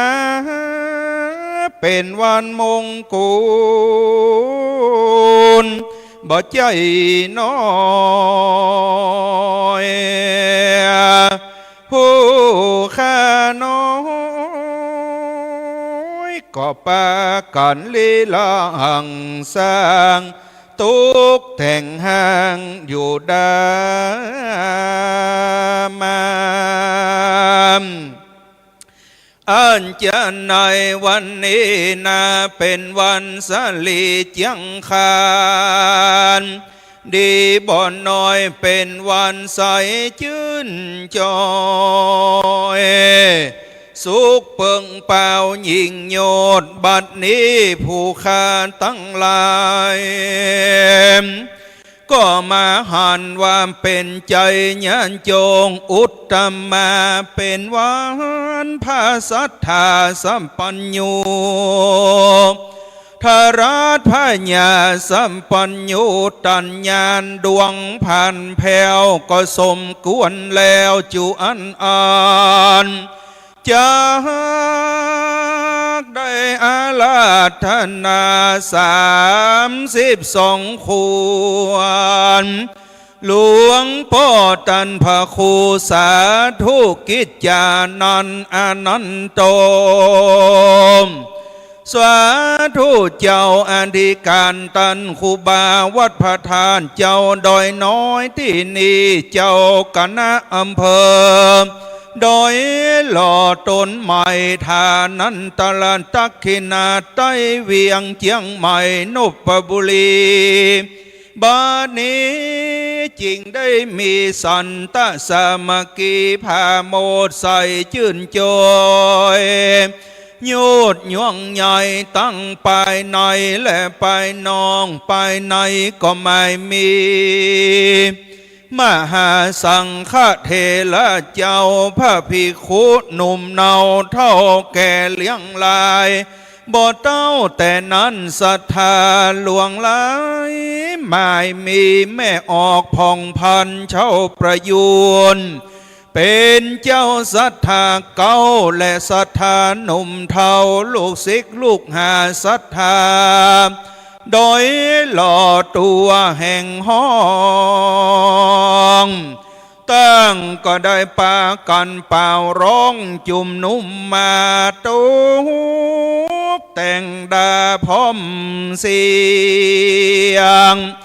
มีกีฬาหมากเมียงเป็นเก้าบ่เต่าแต่นั้นเราตกแต่งดามขันใบสีตั้งในก็มีกัตตะลีกล้วยอ้อยอาหารลำจื่นจอยโยธานอดาตามยกขันคำมาตังใบสี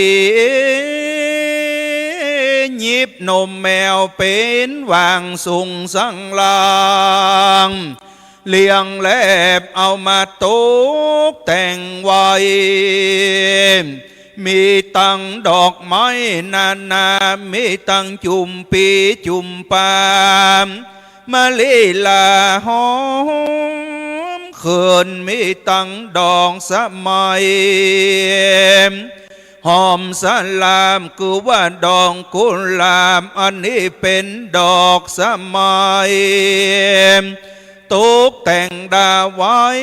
งามชื่นจอยอุบะหอยเวทเวียนวนก็ขอ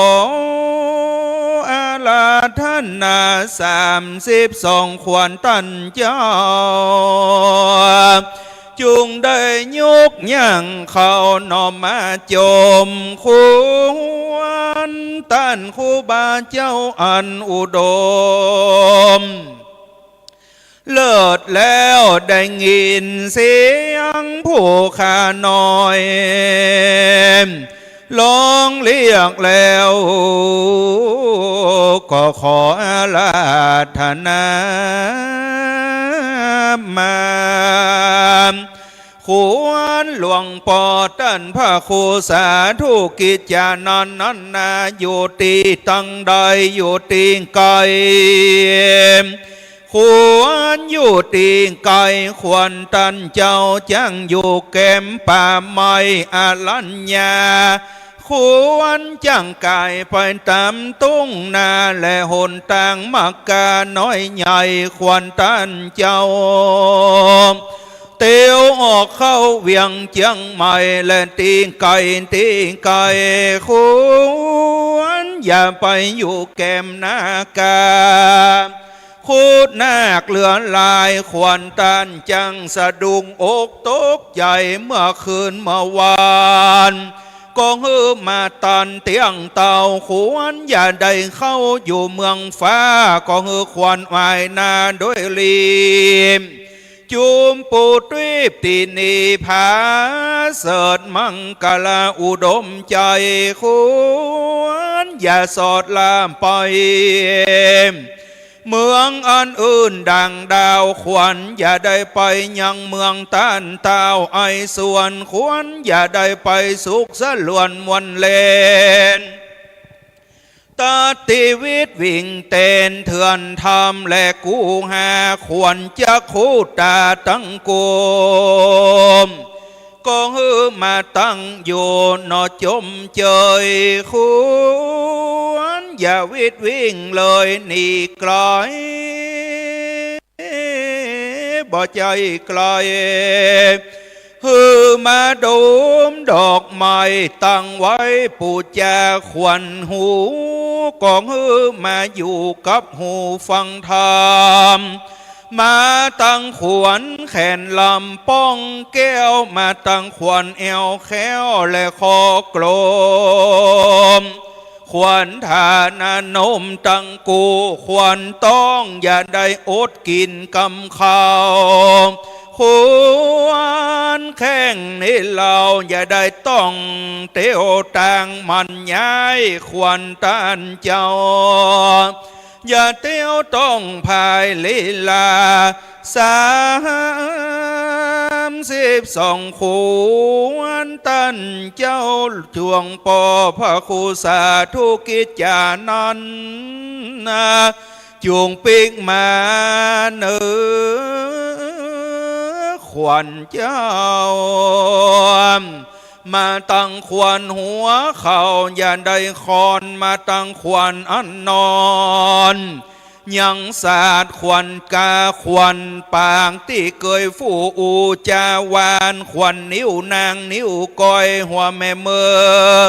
ขวัญใส่ดื้อขวัญกิ้วขวัญ10 นิ้วอยู่ยังตีนขวนหูจังได้ยินกำคุ้มกำปางก็อย่าได้เลยละเจยจมควรตันเจ้าจุงรีบเร็วมา32ควรอย่าได้ไปอยู่แก้มจังนาการควรอย่าได้ไปอยู่ตามอรัญญานังนีวอกกลางควรอย่าได้ไปอยู่ที่แม่ไก่ทรงงอนควรอย่าได้ตกใจสะอ่อนเตียวต่างย่างเกี่ยวควันมายา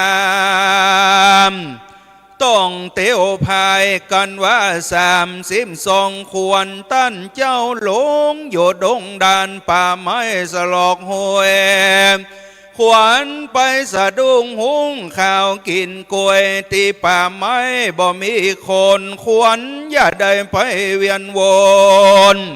ป่าไม้แก้มพีขวัญอย่าได้ไป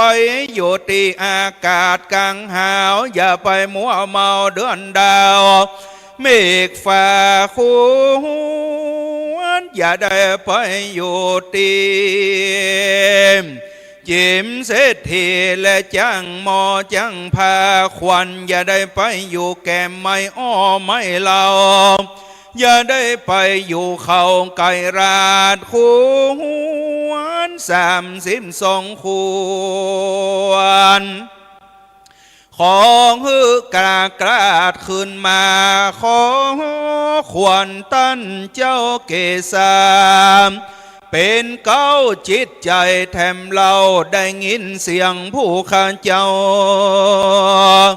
ร้องเรียกอาลาธนามาขอนิมันตนาโคดย่างเขา32ควรตั้นเจ้าพระครูสาธุกิจจานันอย่าได้เอาการไปที่หนึ่งที่ตั้งใดก็ขอเงินลวดเร็วไวมาอยู่กับจอมกับเจ้ามาอยู่กับเข้ากับควรหัวเป็นเก้าทราบต่อเต่าป่าตาควรจุงมาอยู่ตีโดยโลดที่นี่แต่เดิมอ่อนควรจุงมาอยู่กำศาสนากำวัดกำวาเป็นที่โพดภายพี่น้องสันทาไปถ้าลาบต่อเต้าญาวาจีวังค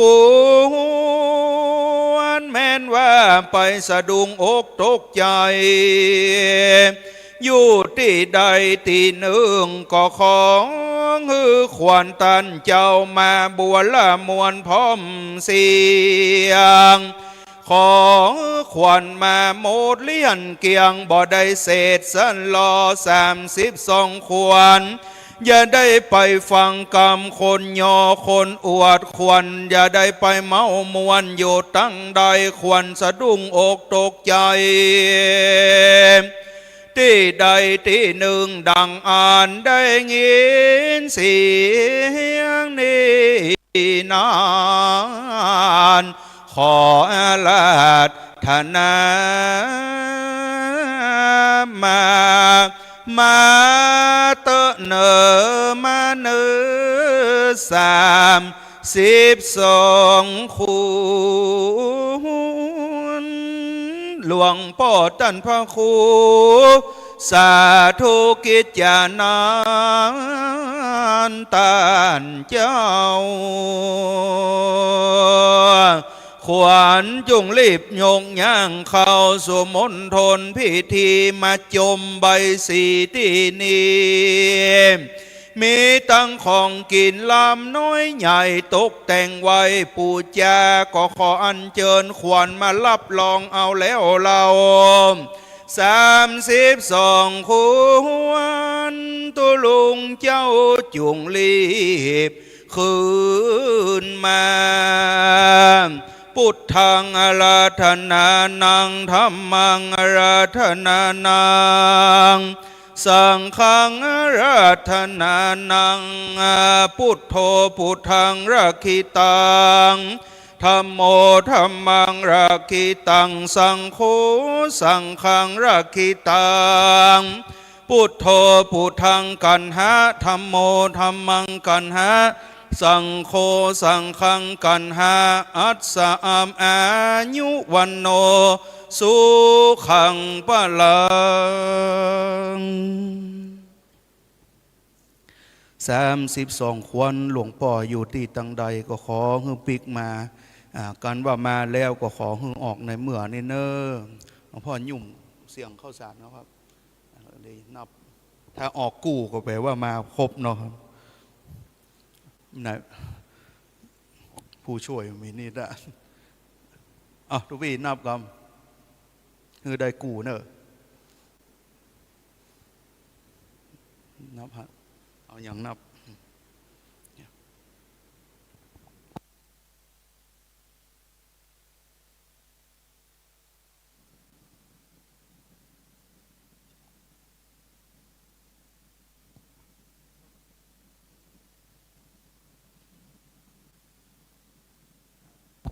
อันนี้เป็นหีดกองของโบราณศรัทธา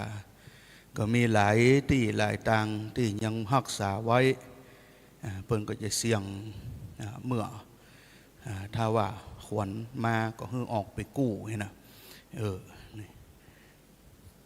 ถ้ามาก็เหียกแหมนะเอาจนได้กู้เป็นว่ามาพร้อมบัวละมวลทุกปีนับเนอะนะ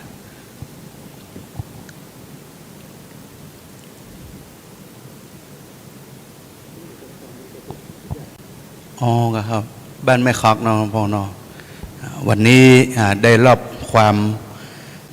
นุเคราะห์ในภาคค่ำวันนี้ก็คุณแม่พองพันธ์ชาวประยูนก็บาดเจ็บภัยที่ไหนก็ลูกหลานบ้านแม่คัก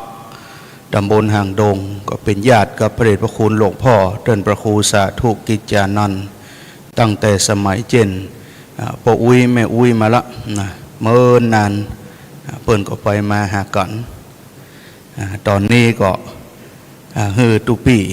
ได้นับพอเนอะนับข้าวสารคือมันได้กู้สมัยประเดียวก็บ่ค่อยนิยมกันนะเวลามีน้อยเตือก็เหี่ยวขวัญก่อนสืบชะตาก็พิธีก็5 นาที 10 นาทีเอาละก็เอาไว้เป็นหีดเป็นกองบ่เฮือได้สูญได้หายบางที่ก็ยังเข่งคัดอยู่ในแถบล้านนาตะวันออกเนี่ยก็ยังมีอยู่ก็จะสู่ขวัญตู้พระนะบอกว่าจะเป็นปีใหม่นะส่วนนักเราจะเป็นปีใหม่อาบน้ำส่งน้ำพระเจ้าพระธรรมพระสงฆ์แล้วก็จะสู่ขวัญตู้พระอาจจะทำอย่างนี้ตลอดนะบ้านเมืองเราจำเริญไปเปลี่ยนไปมาก็สูญไปหายไปแต่ว่าก็ยังดีที่ยังมีหีดกองอันนี้รักษาไว้อย่างในวันนี้ก็จะได้ทำถวายหลวงพ่อท่านพระครูสาธุกิจจานันท์ในโอกาสที่หลวงพ่อได้รับตำแหน่งเป็นเจ้าคณะอำเภอ ซึ่งจะมีพิธีมอบคำสั่งแต่งตั้งเป็นทางการในวันพรุ่งนี้ได้รับตำแหน่งรับยศรับฐานนะสถานทั้งหลายนะจากพระเดชพระคุณเจ้าคณะภาค7นะจะได้เดินทางมามอบโดยตนเองที่วัดพระธาตุเจ้าโดยน้อยเป็นมังกละนะเป็นมิ่งมงคลนะเพราะฉะนั้นวันนี้ในนามลูกศิษย์ลูกหาสถานทั้งหลายก็เหียกเข้าเอาขวัญถวายเป็นอาจาริยะปูจาสังฆปูจาแด่หลวงพ่อท่านพระครูสาธุกิจจานันท์ซึ่งมีคุณแม่พองพันธ์ชาวประยูนได้เป็นเจ้าศรัทธาได้เป็นเก้าเป็นกันในส่วนของพิธีนี้แล้ววันพวกนี้ก็ศรัทธาตึงอำเภอดอยหล่อเฮาเนี่ยมาได้ขาดเสาผู้สักคนคณะสงฆ์เป็นภายในคณะศรัทธาภายนอกศรัทธาภายในภายนอกเฮาก็จะได้แสดงมุทิตาสักการะแด่หลวงพ่อโดยได้กี่กู้ครบมีเศษก็เศษเป็นเม็ดเป็นหนึ่งเนี่ย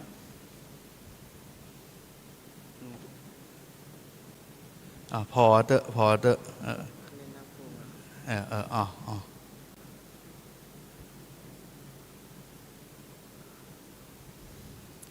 นับแล้วก็เอาไว้ค่อนกันก็ได้หรออันเฮาดีบหารนั่นเลยนี่งง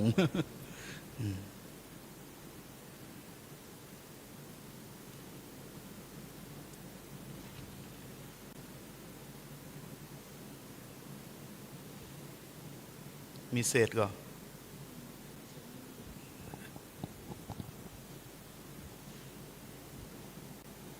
เอาแหมกำก็ได้เนาะต่อไปจะเหียกทวนสองครับพุทโธมังกลาสัมโพโตสัมปุณโธติมปันตุนตโมพุทธมังกลามากัมมาสัมปันตุงคามปมุญจันเลธัมโมมังกลาสัมโพโตกัมปิโลตุนตะโสอนุงธรรมมังกลมากัมมาสัมปะพญาปมุญจันเลสังโฆมังกลสัมโพโตวะลาตะคินายโยอนุตตโลสังฆมังกลมากัมมาสัพพะโลกาปมุญจันเลสลีโจกใจดีอาจารย์ใจโยมอาจารย์ใจโสอาจารย์ในวันนี้ก็มาเป็นวันดีที่ใส่บ่เศร้าเป็นวันพระพุทธเจ้านั่งเต้นแก้วภาพลิโปนมานนางวิสาขาดานตานก็มาเป็นวันนี้วันดีใส่ชื่นจอยผู้ข้าน้อยขออาราธนามา32ควรหลวงปอท่านพระครูสาธุกิจจานันท์ควรไปอยู่ที่ตั้งใดได้ยินเสียงนี้สายของควรเจ้าจุงมา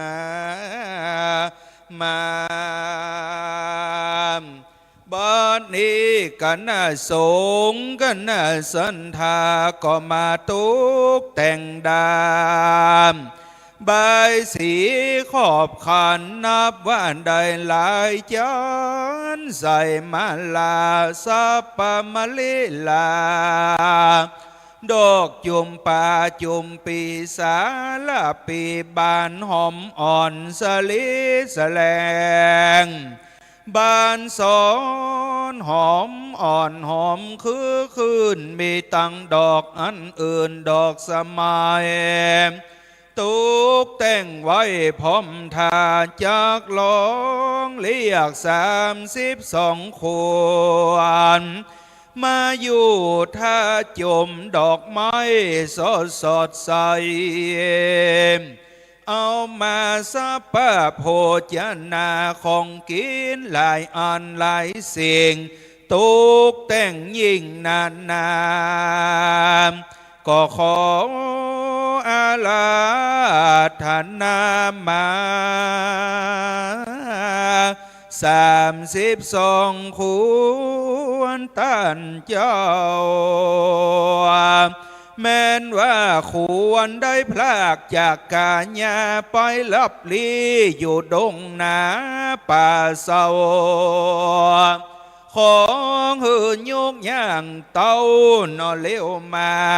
ควรจังไปตามมักกะทนต่างน้อยใหญ่ภาพสอดควายเมืองไทยเมืองเตดควรไปหลงอยู่ดาวเขตที่แดนใดควรจ้างไก่กาไปที่เอินไปจมจื้นติดอยู่น้ำต่างเตือควรไปวิดวิ่ง3 หนต่างก้อยและไก่ติดอยู่ตั้งใดจับมองควรจังไปอยู่แก้มบ้านนอกในเวียงวันนี้สูงสะเทียนเตียงเตาก็ขออ่านจื่อนาลาธนา32 ควรตาอ่านเจ้าขอรีบเร็วมาจมบุผาดวงดอกไม้ตุกแต่งไว้สัมภโพชนังควรอยู่ไกลก็มารีบมาเร็วเต็มที่อย่าได้ไปอยู่ตามที่บ่สมเพิ่งกวนจุงจักจวนการมาที่นี่วันนี้เป็นวันพาเสดใจเนี้ยเกิดมงคล32 ควรเข้ามาอยู่กาญาควันกิ้วควันตามควันโลมาควันแกมมาแวดแอมจักคู่ตาฮือมันแจ้งสว่างใสดีขวนามิตั้งกู้ก็เฮมาเตรียมแฝงควันล้างควันแหล่ควันแข็งควันแขนควรมือที่จางเป็นที่สุบแวนไฟอ่างควรดูสลางยามเมื่อเจ้าขี่มาบวชเตรียมขิงควรตีนอันย่ำดีนน้ำเคยถูกต้องก็ขอ32 ควรมาพรำพร้อมอยู่แห่งห้องกาญาอยู่กับป่อออกศรัทธาฮือยืนยาวเตียงเต้า10 ปีบอกฮือไปที่อื่น10,000 ปีบอกฮือไปที่ไกล100,000 ปีบอกฮือไปที่ตั้งใดอยู่กับตนกับตัวกับวัดกับว่ากับศาสนาพระเจ้าทาลาบต่อเตญาวาจีวังพุทธังอลาธนานังธรรมังอลาธนานังสังฆังอลาธนานังพุทโธพุทธังรักษาธัมโมธัมมังรักษาสังโฆสังฆังรักษาพุทโธพุทธังกันหา ธัมโมธัมมังกันหาสังโฆสังฆังกันหายามพุทธเศธโธปะลิวันยิสุจิงสัมมาทิมาขวัญมาสัมมาทิมาขวัญมายามพุทธเศธโธปริวันยิสุจิงสัมมาทิมาขวัญมาสัมมาทิมาขวัญมาสัมมาทิมาขวัญมายามพุทธเศธโธปริวันยิสุจิงสัมมาทิมาขวัญมาสัมมาทิมาขวัญมาสัมมาทิมาขวัญมาเดชเถิดหลวงพ่อจับครับ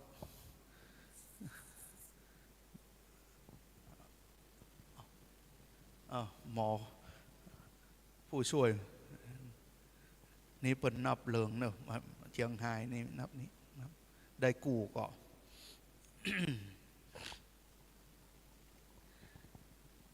ก็วันนี้พอมีเวลาพอออกไม่ออกศรัทธาก็ได้ตกแต่งดาใบสีไว้โดยเฉพาะคุณโยมแม่ผ่องพันธุ์อันเป็นญาติโดยแล้วก็เป็นพี่เป็นน้องเป็นลูกศิษย์ลูกหาศรัทธาในหลวงพ่อก็ได้ทำพิธีอันนี้ขอให้ถูกต้องตามมริญญะประเวณีบ่ให้ได้ผิดได้ผวนอันใดเพราะว่าเรามีเวลาอันที่เรามีเวลานั้นก็อนุวัตไปตามเหตุการณ์แต่วันนี้ก็ถามหลวงพ่อละหลวงพ่อว่าว่างบ่มีกิจการอันใดเตื้อเพราะว่าพิธีจะมีวันพุธก็ได้ทำคือครบเมื่อเขาเฮียกขวัญแล้วก็นับเมื่อเข้าสารถ้าว่าเข้าสารเป็นกู้ก็เขาแปลว่าขวัญมาละ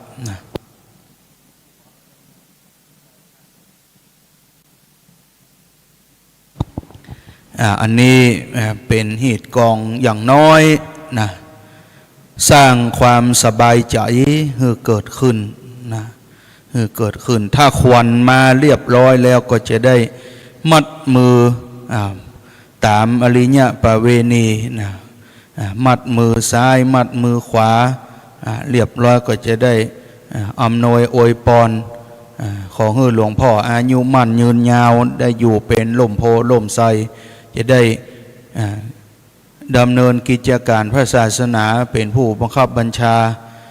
ก็คือญาติโยมทั้งหลายมันต้องมีหัวนะมากู้เนาะขันมาละนะครบขวัญหลวงพ่อมาครบนะเนอะนะเพราะว่านับเมื่อเข้าสารออกเป็นกู้ละนะเพราะฉะนั้นต่อไปก็จะได้มัดมือถวายหลวงพ่อแล้วก็จะได้อำนวยอวยพรต่อไป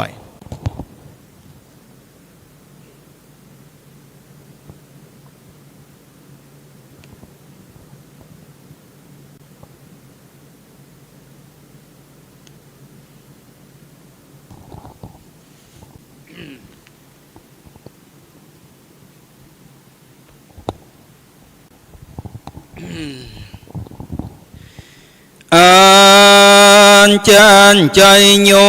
อันจานใจสมอันจานในวันนี้เป็นวันดีอมฤสจงอุตตมโย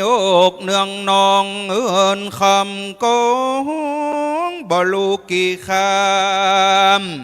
ปิติอาบเต็มตนเป็นวันมงคลผ่องแผ้วบัดนี้ได้เรียกเอา32ควรหลวงปอนท่านพระครูสาธุกิจจานันแล้วขวัญแก้วก็มาพร้อมเสียงโมดเลียนเกียงจุดดวงดวงบัดนี้ผู้ข้าอันเป็นตัวแทนคณะสงฆ์คณะศรัทธาก็ขอเอาฝ่ายนี้นาอันบริสุทธิ์วิเศษเป็นของดี มังกลเตศกว่าเมืองโคนคูเอาไฟอันนี้อันมนุษย์โลกหากบริโภคถือว่าแป้งจะมัดแก้วมัดแสงก็มานฝ่ายเส้นนี้บ่ยาวบ่สันโปพมานมัดย่างสารก็อยู่มัดงัวควายก็รู้หนมัดขวนาคุณก็หายพญาตฝ่ายเส้นนี้ดีขนาดเป็นเจือกหน้ากระบวงบานแห่งพญาวิรูปคาเป็นฝ่ายมีเตจาอันวิเศษใดมาแต่ต้องเตดเมืองตะกะศิลามัดมือเบื้องสายเฮอเจ้าได้ใจหวานมัดมือเบื้องเบื้องซ้ายเฮอได้ใจหวานเฮอหลวงป้อใจบานอย่าได้เกียนอย่าได้สมเสียดอ่อนโตนสัมปะกังวลอย่าได้บังเกิดแข่นเจ้าอันลำเลิศงามเปียงล้วนนั่นแหละงามเปียงล้วนดังลวดเงินดีเล็บยาวดีสว่างสว่างเหมือนดังจ้างเอราวัณสัมปะขอละอันละลอยฮือกาดกลอยกับหายปลายมือก็เป็นอาวุธหาเยืองเป็นเครื่องแห่แห่นตนสัพพะกังวลเฮือหนีจากสัพพะพญาตเฮือหนีไปเหมือนดังน้ำกิ่งกลาน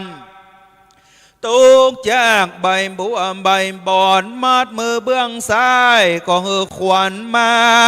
มัดมือเบื้องขวาก็เฮือขวัญอยู่32 ควรกับตนกับตัวตันเจ้ากับจิตใจแถมเราหดยังมาน32 ควรหลวงพ่อท่านพระครูสาธุกิจญาณาน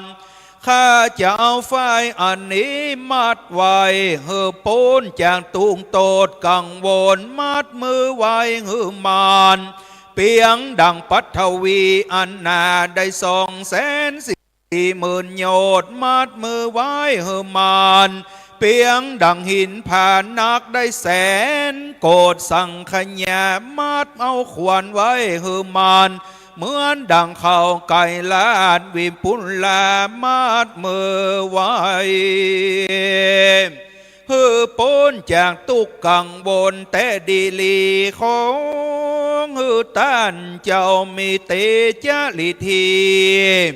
ยิ่งกว่าดามสลีกันใจเหยียดมือไปตั้งใดพีหันก็ฮือใจขาดสัมปะพญาตกับหายอันใดบดีอย่าได้มาบังเกิดขอ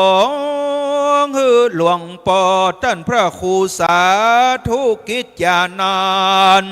สุขลำเลิศกว่าปลายหลังสุขอันไปอันอยู่สุขอันได้อยู่กับโมลูกศิษย์ลูกหามกันนาส่งกันนาศรัทธาลูกหลานพี่น้องใจตื่นตองสวัสดีขอ32 ขวัญเลวลีมาเตอขวัญเจ้ามาพร้อมเสียงแล้วเล่าก็ขออาราธนากำปนแห่งพระพุทธเจ้ามาถ่ายไว้แด่หลวงพ่อพระครูสาธุกิจญาณานอายุวัฒโกของฮืออายุตันเจ้ายืนนานเตียงเต้า200 สาวความเขาอย่าได้วิตวางธนวัฒโกข ขอให้มีเข้ามีของเต็มสั่งขังใหญ่ดูตั้งกินดูตั้งใจตามใจตนสิริวันทโกขอให้มีสิริเต็มตนจำเริญยิ่งเป็นแก้วจอมมิ่งดูดดึงมายังธนาโภกาไหลหลังเหมือนน้ำบ่ขาดบังหล่อลงลีนหยัดสาวันทางโกขอท่านเจ้ามียศมีศักดิ์หรือจะพาโกตัวแผ่นดินเลิศลาได้เป็นเจ้าฟ้าภาพอันนามีปริวลายศใหญ่ดูตั้งแต่งใจตามใจวางปาลาวะทาโกขอมีกำลังแรงเหลือจ้างสองอาจอ้างปังไปสุขาวทาโกขอมีความสุขหลายขนาดความทุกข์ร้อนอย่าได้มาฟาดเผาใจวันนาวัฏโกของผิวพันวันหน้าไวใสสองเป็นที่พอกวันแยงเป็นที่ลากที่แปลงแก่คนและเทวดาจูผู้เผาได้ลิงโลจื่นโจมงามปนตั้งมวนตามดินได้ว่าโหตูจุงมีมื่นปนลั่นเต่าผู้ข้าเจ้าขอยอถวายแด่ท่านเจ้าบุญหลายหลวงพ่อท่านพระครูสาธุกิจจานันท์เจ้าอธิการสมภารวัดพระท่านเจ้าดอยน้อยเจ้าคณะอำเภอดอยหล่อพ่อแม่ครูบาอาจารย์ของสุขยืนนานเตียงต่อสุมนุในไฟอ่างจูเยืองจูภาการนอนยุ่งยังมีเตียงแต่ดีลีแด่เติมพุทโธพุทธังหักษาธัมโมธัมมังหักษาสังโฆสังฆังหักษาพุทโธพุทธังอระหังธัมโมธัมมังอระหังสังโฆสังฆังอระหังพุทโธพุทธังกันหาธัมโมธัมมังกันหาสังโฆสังฆังกันหาจัตตาโลธัมมาวัฏันติอายุวันโนสุขังปะลัง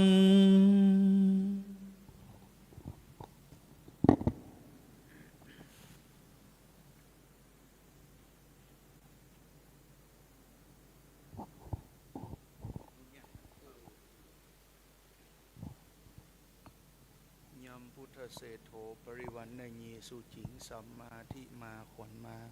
สัมมาทิมาขวัญมาสัมมาทิมาขวัญมา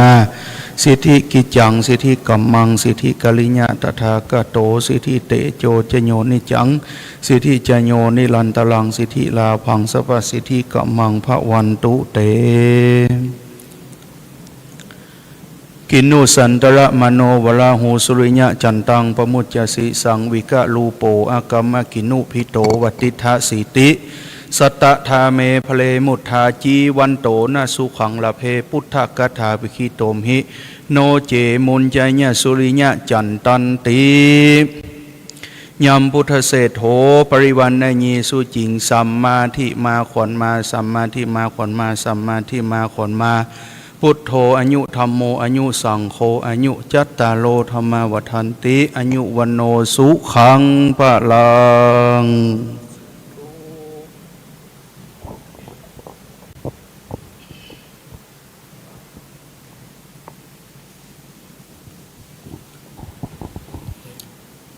บัดนี้การเหี่ยเข้าเอาขวัญ ถวายเป็นสังฆปูจาจริยปูจาแด่หลวงพ่อท่านพระครูสาธุกิจจานันท์ก็เป็นที่เรียบร้อยโบราณมวลดีเป็นโอกาสอันเป็นมงคลนะซึ่งวันพรุ่งนี้หลวงพ่อก็จะได้รับตาตั้งคำสั่งจากเจ้าคณะภาคคือดำรงตำแหน่งเจ้าคณะอำเภอดอยหล่อเป็นองค์ที่สองนะครับหลวงพ่อเนาะองค์ที่สองได้กรรมวัดกรรมวากรรมศาสนาเป็นที่เปิ่งที่ปาคณะสงฆ์คณะศรัทธาสืบไปบัดนี้ท่านก็ได้ถวายจตุรปัจจัยตั้งหลายกับผมก็ขออนุญาตหลวงพ่อจะได้โอกาสนี้ปั่นปอนตามมริญญาปาเวณีนะครับ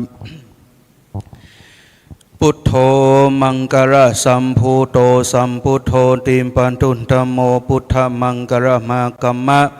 สัพพทุกขาปมุญเจเลธัมโมมังกรสัมภูโตกัมปิโรตุตโสอนุงธรรมมังกรมากัมมะสัพพะญาปมุญเจเลสังโฆมังกรสัมภูโตวรตคินายโยนุตโรสังฆมังกละมากัมมะสัพพะโลกาปมุญเจเลสัพพิติโยวิวัจจันตุ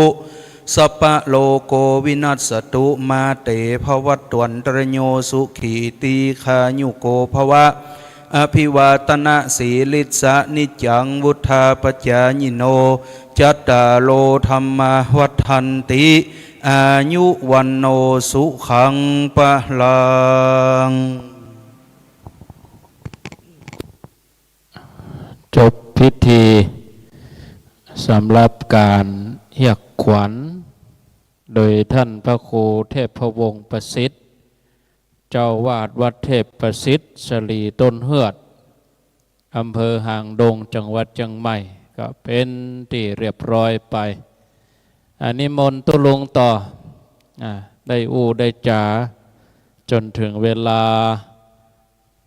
6 โมงก็จะได้ปิดเครื่องเสียงตัดสัญญาณไปที่วิทยาลัยสงฆ์นครลำปางต่อไปอันปุ้นก็เป็นงานพระราชทานเพลิงศพพระเดชพระคุณพระราชธรรมอลังการอดีตเจ้าคณะจังหวัดลำปางอดีตที่ปรึกษาเจ้าคณะภาค 6ที่วิทยาลัยสงฆ์นครลำปางตอนนี้ก็ตัดสัญญาณมาที่โดยรอก่อนแล้วแถมสักกรรม6 โมงเขาก็จะได้เชื่อมสัญญาณไปที่วิทยาลัยสงฆ์นครลำปางต่อไปนิมนต์ตุลุงต่อเลยครับกูจาขั้นเวลาตอนนี้เวลาพอจะว่างอยู่ตุลุงได้ประคับประคองเวลาไปจนถึงเวลา 18 นาฬิกาคืนนี้ก็ต้องให้ลูกเนนเปลี่ยนเวรกันมานอนในวิหารนี่เนอะเนนเนอะถ้าบันนอนนี่ก็เดียวบรรดาแขกบ่ได้รับเชิญมันจะมายุ่งบรรดาพรมก็ดีผ้าที่เขาปูไว้ก็ดีเนี่ยวันพุกนะประตูเขาบ่ได้ปิดมันจะมาเล่นทางในนี่เหี่ยฟุ้นโอ้วันพุกพระเจ้าจะลำบากแล้วก็ศรัทธาเฮาที่จอดรถจันบนที่หน้ากุฏินี่ก็สงวนไว้ก็บ่ให้จอดเนอะวันพุกตั้งแต่เวลา10 โมงก็ญาติโยมที่เอารถเครื่องมาก็เอาไปตั้งโฮงชัดที่ทำชัดจันลุ่ม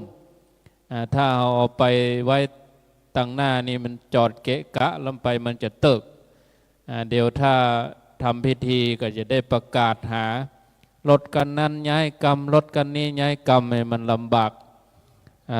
ก็แจ้งศรัทธาญาติโยมตัวก็อนุโมทนา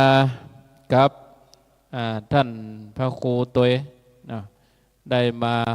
ห้องขวัญเรียกขวัญก็เป็นที่เรียบร้อยโอ้หน้าบุญก็เปิ้นพอเมื่อเสียงทายถ้า3 เตื้อเนี่ยบ่เสียงแห้งบ่ล่ะถ้าเป็นขี้ถ้าเป็นกี้สัก5 เตื้อนี่มืดคำที่เนี่ยเนาะหน้าบุญ ได้เป็นกู้เนาะหน้าบุญน่ะครั้งที่2นี่ออกกู้ เออแต่ได้นั้นมันออก9779เนี่ยมันเป็นกี้นะวันนี้มันออกกี้นะแต่ว่าท่านเสียงทายว่าต้องออกกู้อันนี้มนตุลุงต่อรับไปแล้วกันเงียบนะครับ ผม อันนี้มนเลยครับ ก็เป็นนั้นว่าจบพิธีไปเน้อศรัทธาญาติโยมทั้งหลาย ตามจารีตฮีดหอยบักเก่าโบราณเนาะในการทำพิธีอันเป็นมังกรในแรงของวันนี้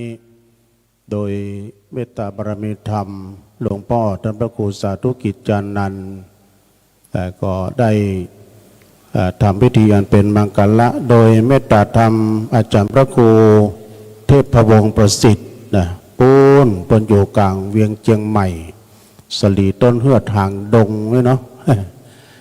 ก่อนนี้ก็แบบเก่าโบราณแต่เนื้อศรัทธาญาติโยมเป็นโบนโหก็มาราธอนเหมือนกัน2 รอบด้วยกันอันนี้ก็เวลาว่างบดีนะต้องขอกราบขอบคุณในเมตตาธรรมท่านตัวที่ทำพิธีอันเป็นมังกรปัดเคาะเลาะภัยเพราะว่าหลวงพ่อได้อยู่ดีมีสุขแล้วก็เป็นล่มโพล่มใสของลูกศิษย์ลูกหางอกงามไพบูรณ์ในพระศาสนา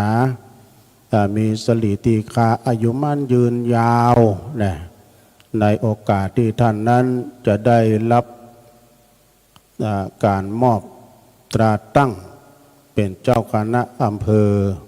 ดอยหล่อในครั้งนี้ตุยนะครับเนาะฉะนั้นวันพรุ่งนี้ก็จะเป็นวันงานใหญ่ของอำเภอดอยหล่อเฮาคณะสงฆ์อำเภอดอยหล่อก็จะมาต้อมกันที่มด ตึง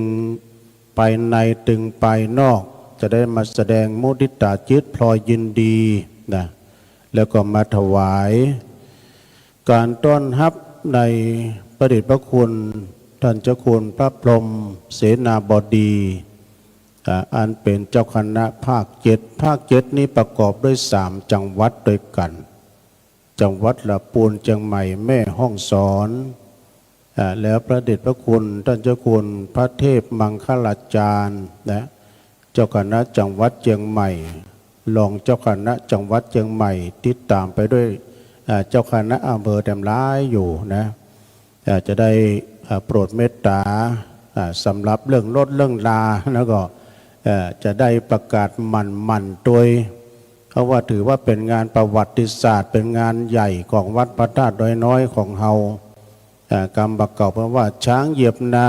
พระมหาเถระเยี่ยมวัดนับว่าเป็นมงคลอย่างยิ่งหนแห่งห้องไปนอกก็มีผู้ว่าราชการจังหวัดเชียงใหม่แล้วก็ทำร้ายภาคส่วนด้วยกันที่จะได้มาแสดง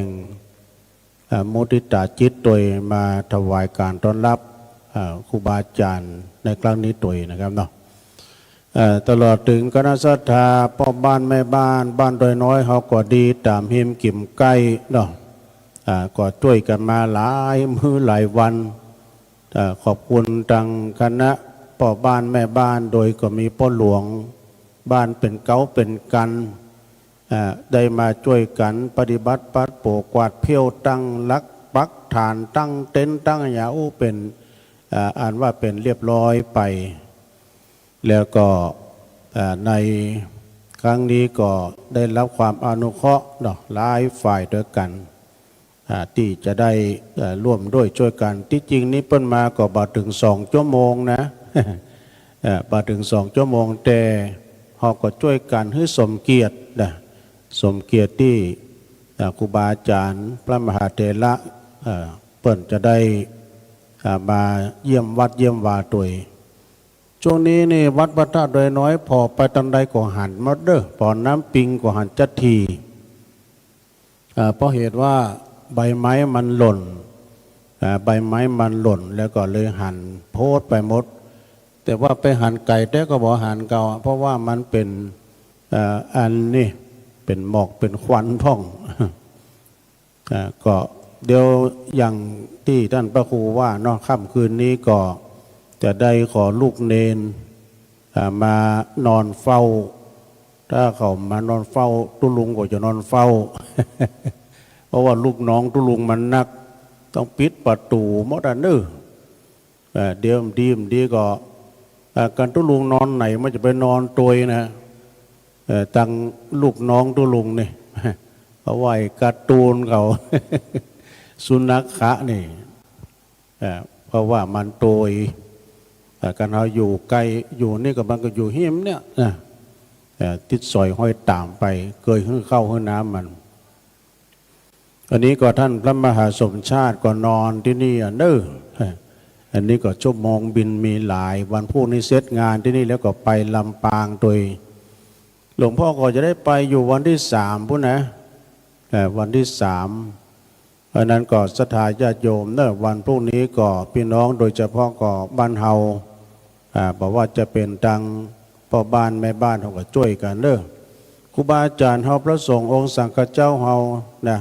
ได้มาแสดงความยินดีแล้วก็มาแสดงฝีไม้ลายมือมาแป่งดอกแป่งดวงกันตามตุลุงพ่อนี่มากันทุกวัดตึงตุปี้หลวงตุปี้น้อยพระภิกษุสามเณรเฮาดีอกดีใจเจ้าคณะผู้ปกครองเจ้าคณะตำบลก็มากันหมดเนาะอันเนี้ยเป็นว่ามีความสังฆสามัคคีเป็นน้ำหนึ่งใจเดียวกันในวาระโอกาสที่หลวงพ่อได้ขึ้นตำแหน่งเป็นเจ้าคณะอำเภอดอยหล่อนะองค์ที่2รูปที่2ของอำเภอเนอะหลวงพ่อท่านพระครูหลวงพ่อใหญ่ท่านพระครูสุนทรธรรมานุโยคเดี๋ยวนี้เพิ่นก็เป็นที่ปรึกษาเจ้าคณะอำเภอดอยหล่อนะก็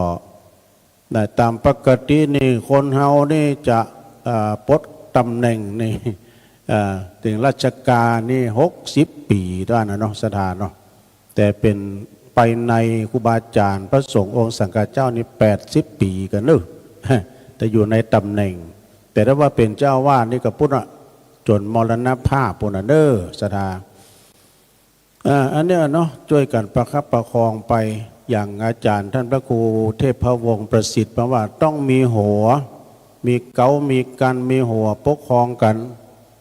ระดับเป็นลำดับเจ้าอาวาส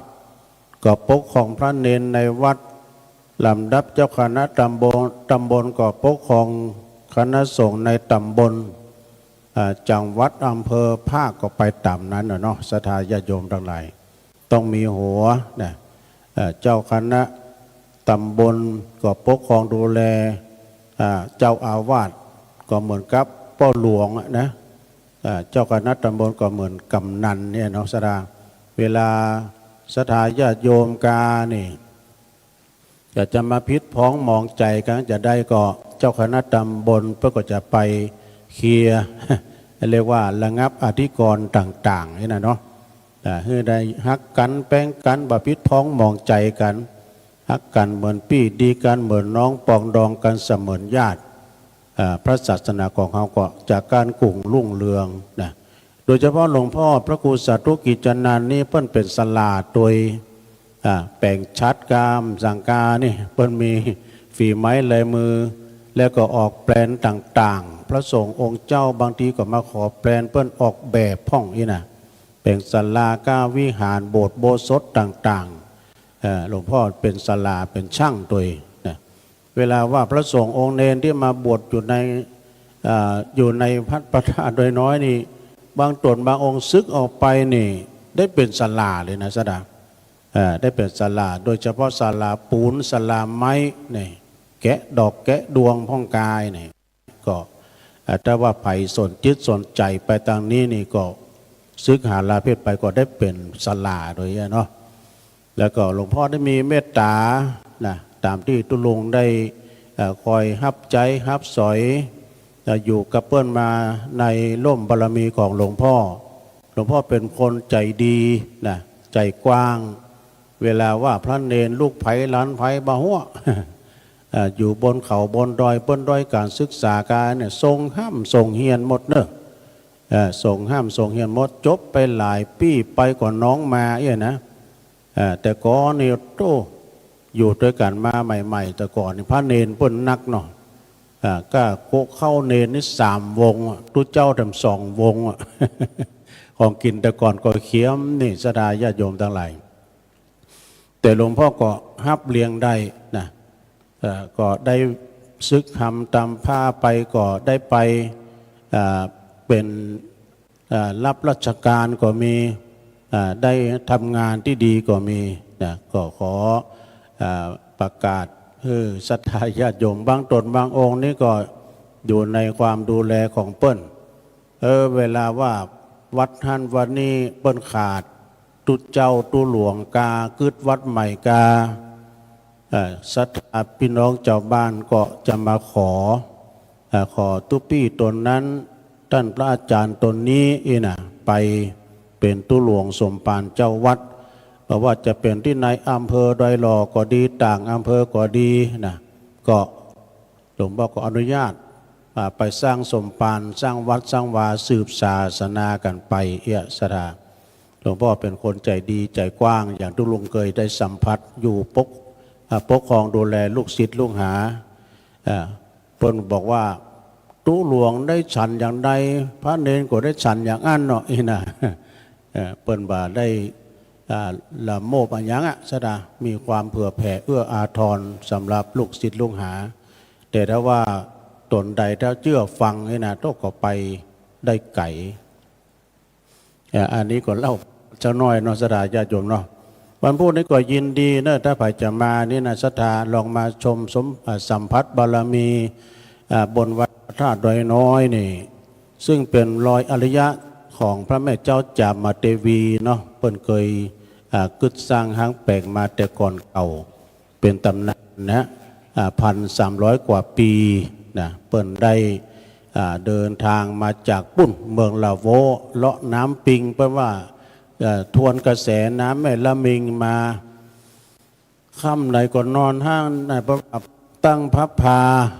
เป็นที่เป็นแห่งเป็นหนไปถ้ายังที่ไหนประกอบคืดวัดมาตามลายน้ำหิมน้ำปิงมาตลอด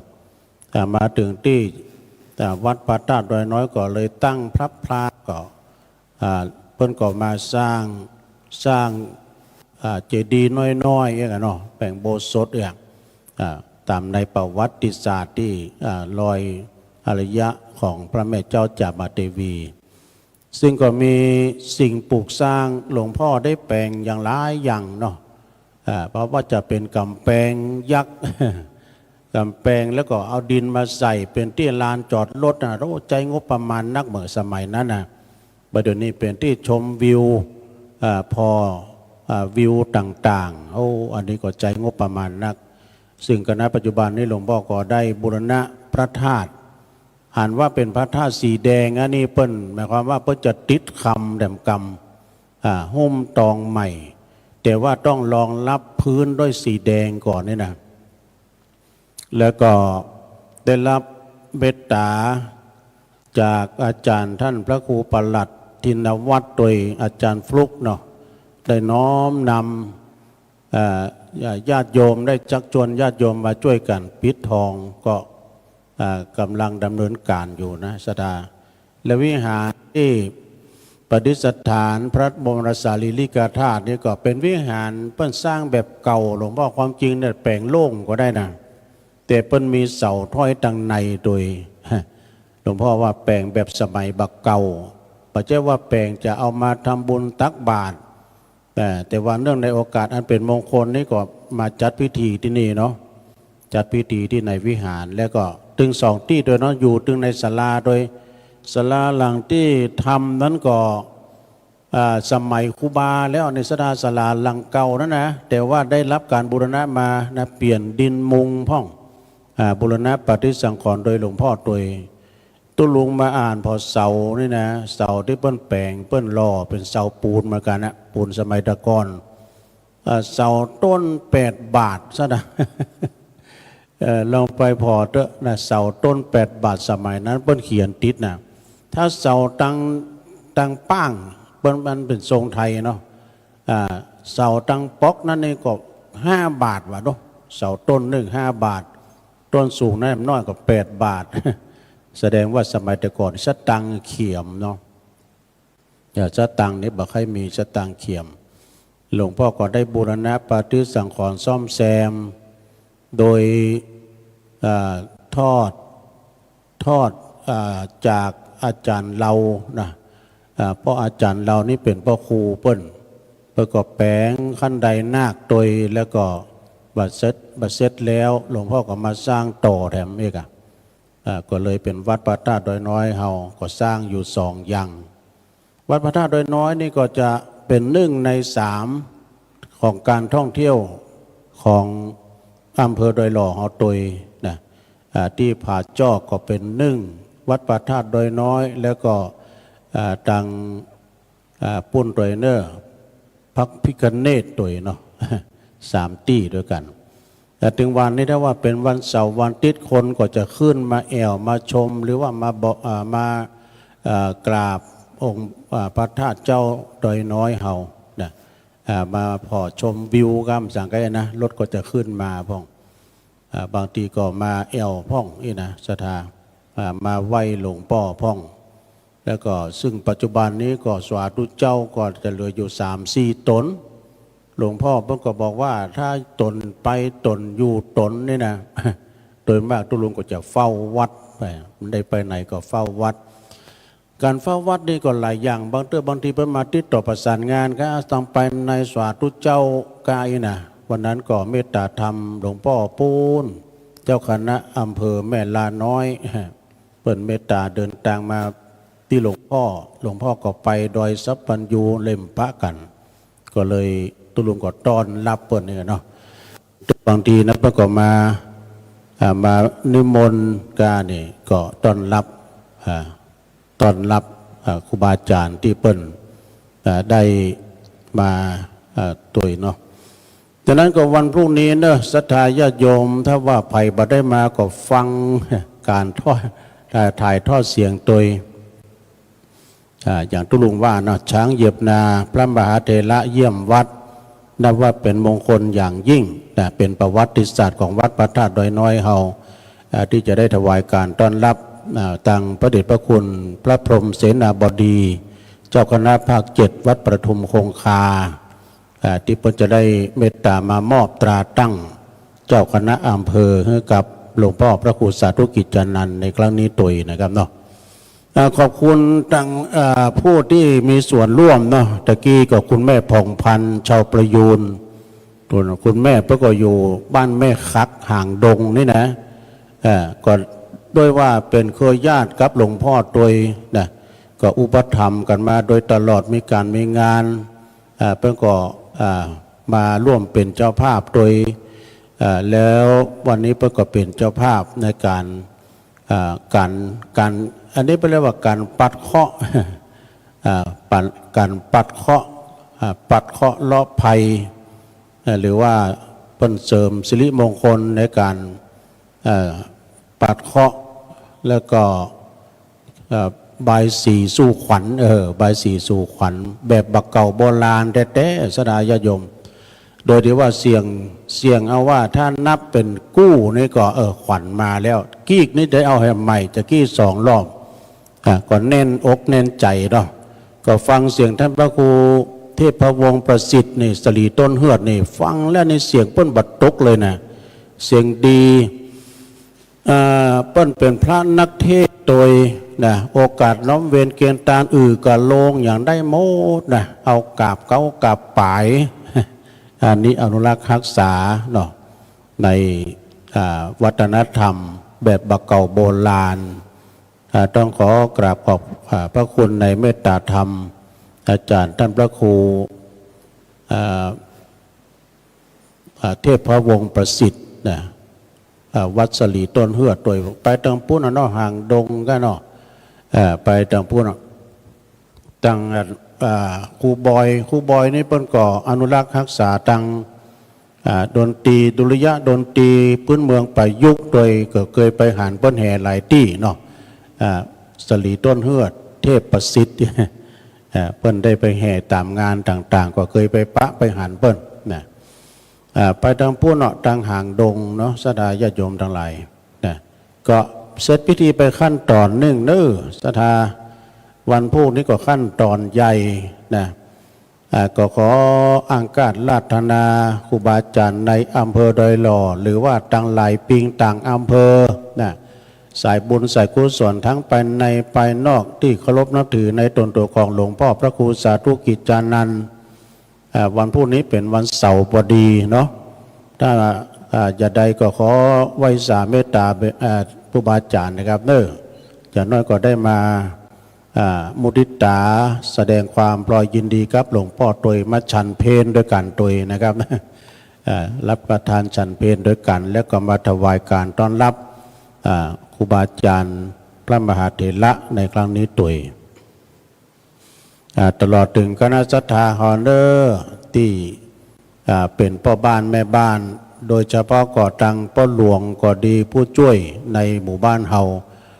อบตนะที่ทุกข์กันมาหลายวันช่วยกันโอ้ยศรัทธาก็ช่วยกันแตะพ่อบ้านแม่บ้านเฮาปฏิบัติปัดโปรดแล้วก็ขอบคุณไปตังจิตอาสาโดยจิตอาสาเพิ่นก็มาช่วยกันเอาเครื่องเป่าเอาไม้กวาดมาช่วยกันว่าหลายรอบใบไม้ยามมันหล่นเนาะแล้วขอบคุณทางผอ.โรงเรียนสองแคววิทยาคมออกมาหลายเที่ยวน้องนักเรียนก็มาช่วยกันปฏิบัติปัดกวาดโดยแล้วก็ตั้งจิตอาสาโดยตั้งสำนักงานพัฒนาภาค3แล้วก็ป้อหลวงแต่ละหมู่บ้านนะก็มาช่วยกันโอ้นะว่าเปิ้นนี่มีความสามัคคีกันตึงไปในตึงไปนอกเนี่ยตั้งไปในเขาก็มีคณะพระสงฆ์เจ้าคณะตำบลก็ได้รับความอนุเคราะห์จากตุปี่ตุน้องเขาที่เปิ้นมาแปลงดอกแปลงดวงนี่ตุปี่โหนงเขาตุปี่บอลเขาโอ้หลายที่เปิ้นมาช่วยกันก็ทำให้เสาวิหารงามไปด้วยดอกเสาวิหารกาเต้นโต๊ะหมู่บูชากาแล้วก็เสาวิหารทางด้านนอกทางศาลาเป็นที่เหมาะหูเหมาะตา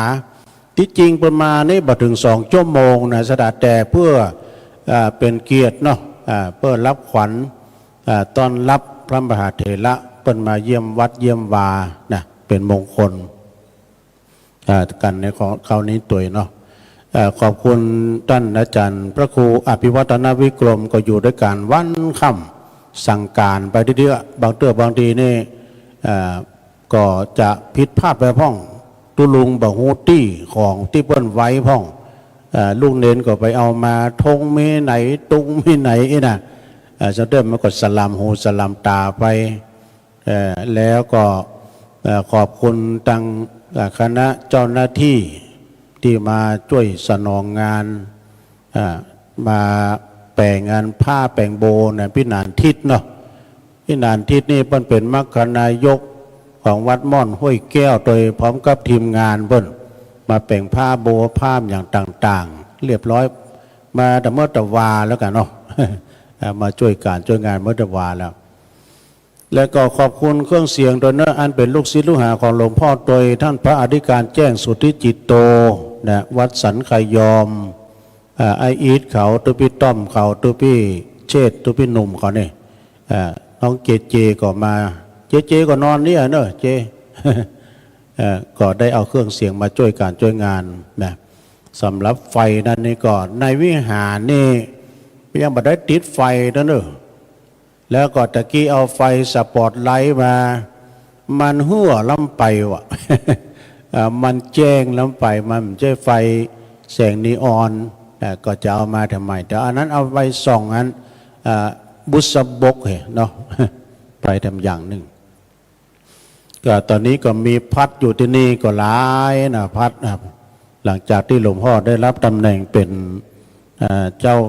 คณะอำเภอแล้วก็จะมีฐานานุศักดิ์แต่งตั้งฐานานุกรมแถม3 รูปด้วยกันมีท่านพระปลัดท่านพระสมุแล้วก็ท่านพระใบดิกาแล้วก็ผู้ช่วยเลขาเจ้าคณะอำเภอแถม10 รูปด้วยกันมีการตั้งมดวันพรุ่งนี้นะ จะได้รับตำแหน่งอยากได้ประสานงานจะต้องร่วมแรงแข่งขันหลายอย่างเพราะว่าเราจะได้ร่วมกัน สนองงานคณะสงฆ์จังหวัดเชียงใหม่ที่สำนักงานพุทธมณฑลแห่งจังหวัดเชียงใหม่ที่เพิ่นจะมาแปลงมาสร้างกันที่ในอำเภอดอยหล่อของเราเนี่ยเป็นโชคดีเนาะที่เขาจะได้ร่วมไม้ร่วมมือกันจะได้ช่วยกันร่วมกันเพราะว่าสำนักงานพุทธมณฑลนี้หนึ่งเดียวในจังหวัดนะหนึ่งเดียวในจังหวัดตะกี้ท่านมหาเปิ้นเอาเทปอันแผ่นสปอร์ตมาเปิดก็มีหลายฝ่ายเนาะที่เปิ้นจะได้มาช่วยกันคือสร้างห้างแปลงตึงจังหวัดวันเนาะตึงจังหวัดรอบแรกก่อน1 มกราเนี่ยที่ผ่านมาสักการะปีใหม่ก็ได้ตานพระป่าไปรอบนึงแล้วนะต่อไปก็จะมีกันไปเรื่อยๆแต่ตั้งครูบาอาจารย์ที่เพิ่นมีปรมีแหงเพื่อก็จะออกปัจจัยมาช่วยกัน ได้สร้างหอประชุมการโอ้จะมีทำหลายอย่างพุทธมณฑลใหญ่ของประเทศก็ปุณณนครปฐมปุณณที่เราเคยไปไหว้ไปสามีหอประชุมการจังการนี่หลายอย่างแล้วก็สถานที่ก็กว้างตัวแล้วที่โทกเสือฮะนี่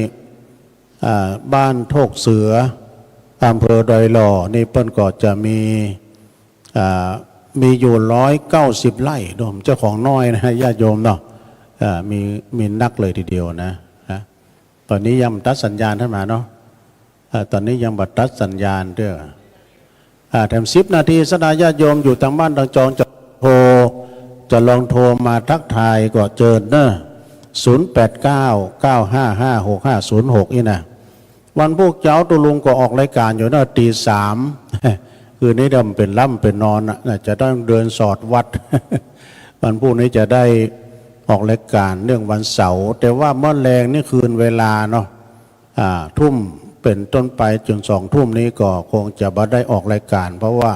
จะต้องได้เก็บได้กวาดได้ปัดเพี้ยวเข้าที่เข้าต่างของต่างๆที่ยืมเปิ้นมากาอีน่ะแล้วก็เก็บเก้าอี้หลุยเก้าอี้ลุย เขาที่เขาต่างกันนี่นะโอ้หลวงพ่อก็สร้างเก้าอี้มาจัดหลายเนอะเก้าอี้หลุยนี่นะแล้วก็จะเอาตาลปุ้นเดือน8 เพ็งปุ้นนะนี่ก็เป็นสมบัติของวัดกันต่อไปถ้าบาบีก็เดี๋ยวก็จะได้มอบเวรประเคนใหม่จะได้ตัดสัญญาณไปตังวัดปุ้นมจรลำปางบนเนอก็เดี๋ยวเพิ่นก็จะตัดสัญญาณไปที่งานออกเมนพระราชทานเพลิงศพของพระเดชพระคุณหลวงปู่พระราชธรรมอลังการเนอวันที่3นี่นะวันที่3นี้เพิ่นก็จะได้พระราชทานเจริญพร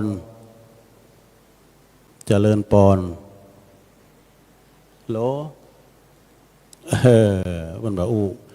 ฉะนั้นก็สดาญาติโยมก็ท่าโอท่าดาฟังกันไปขึ้นสีขาว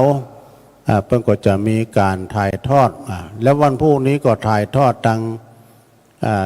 ตังวัดพระธาตุดอยน้อยอยู่เนอะก็ลองสแตนบายฟังอยู่ขอบคุณเจ้าหน้าที่ดีเจตัวเนอร์บอกว่าทางเมืองฝางตอนนี้ยังบัดตัดสัญญาณเด้อเนาะทางลำปางตัวแล้วก็ทางวัดไฟหินเจริญปอน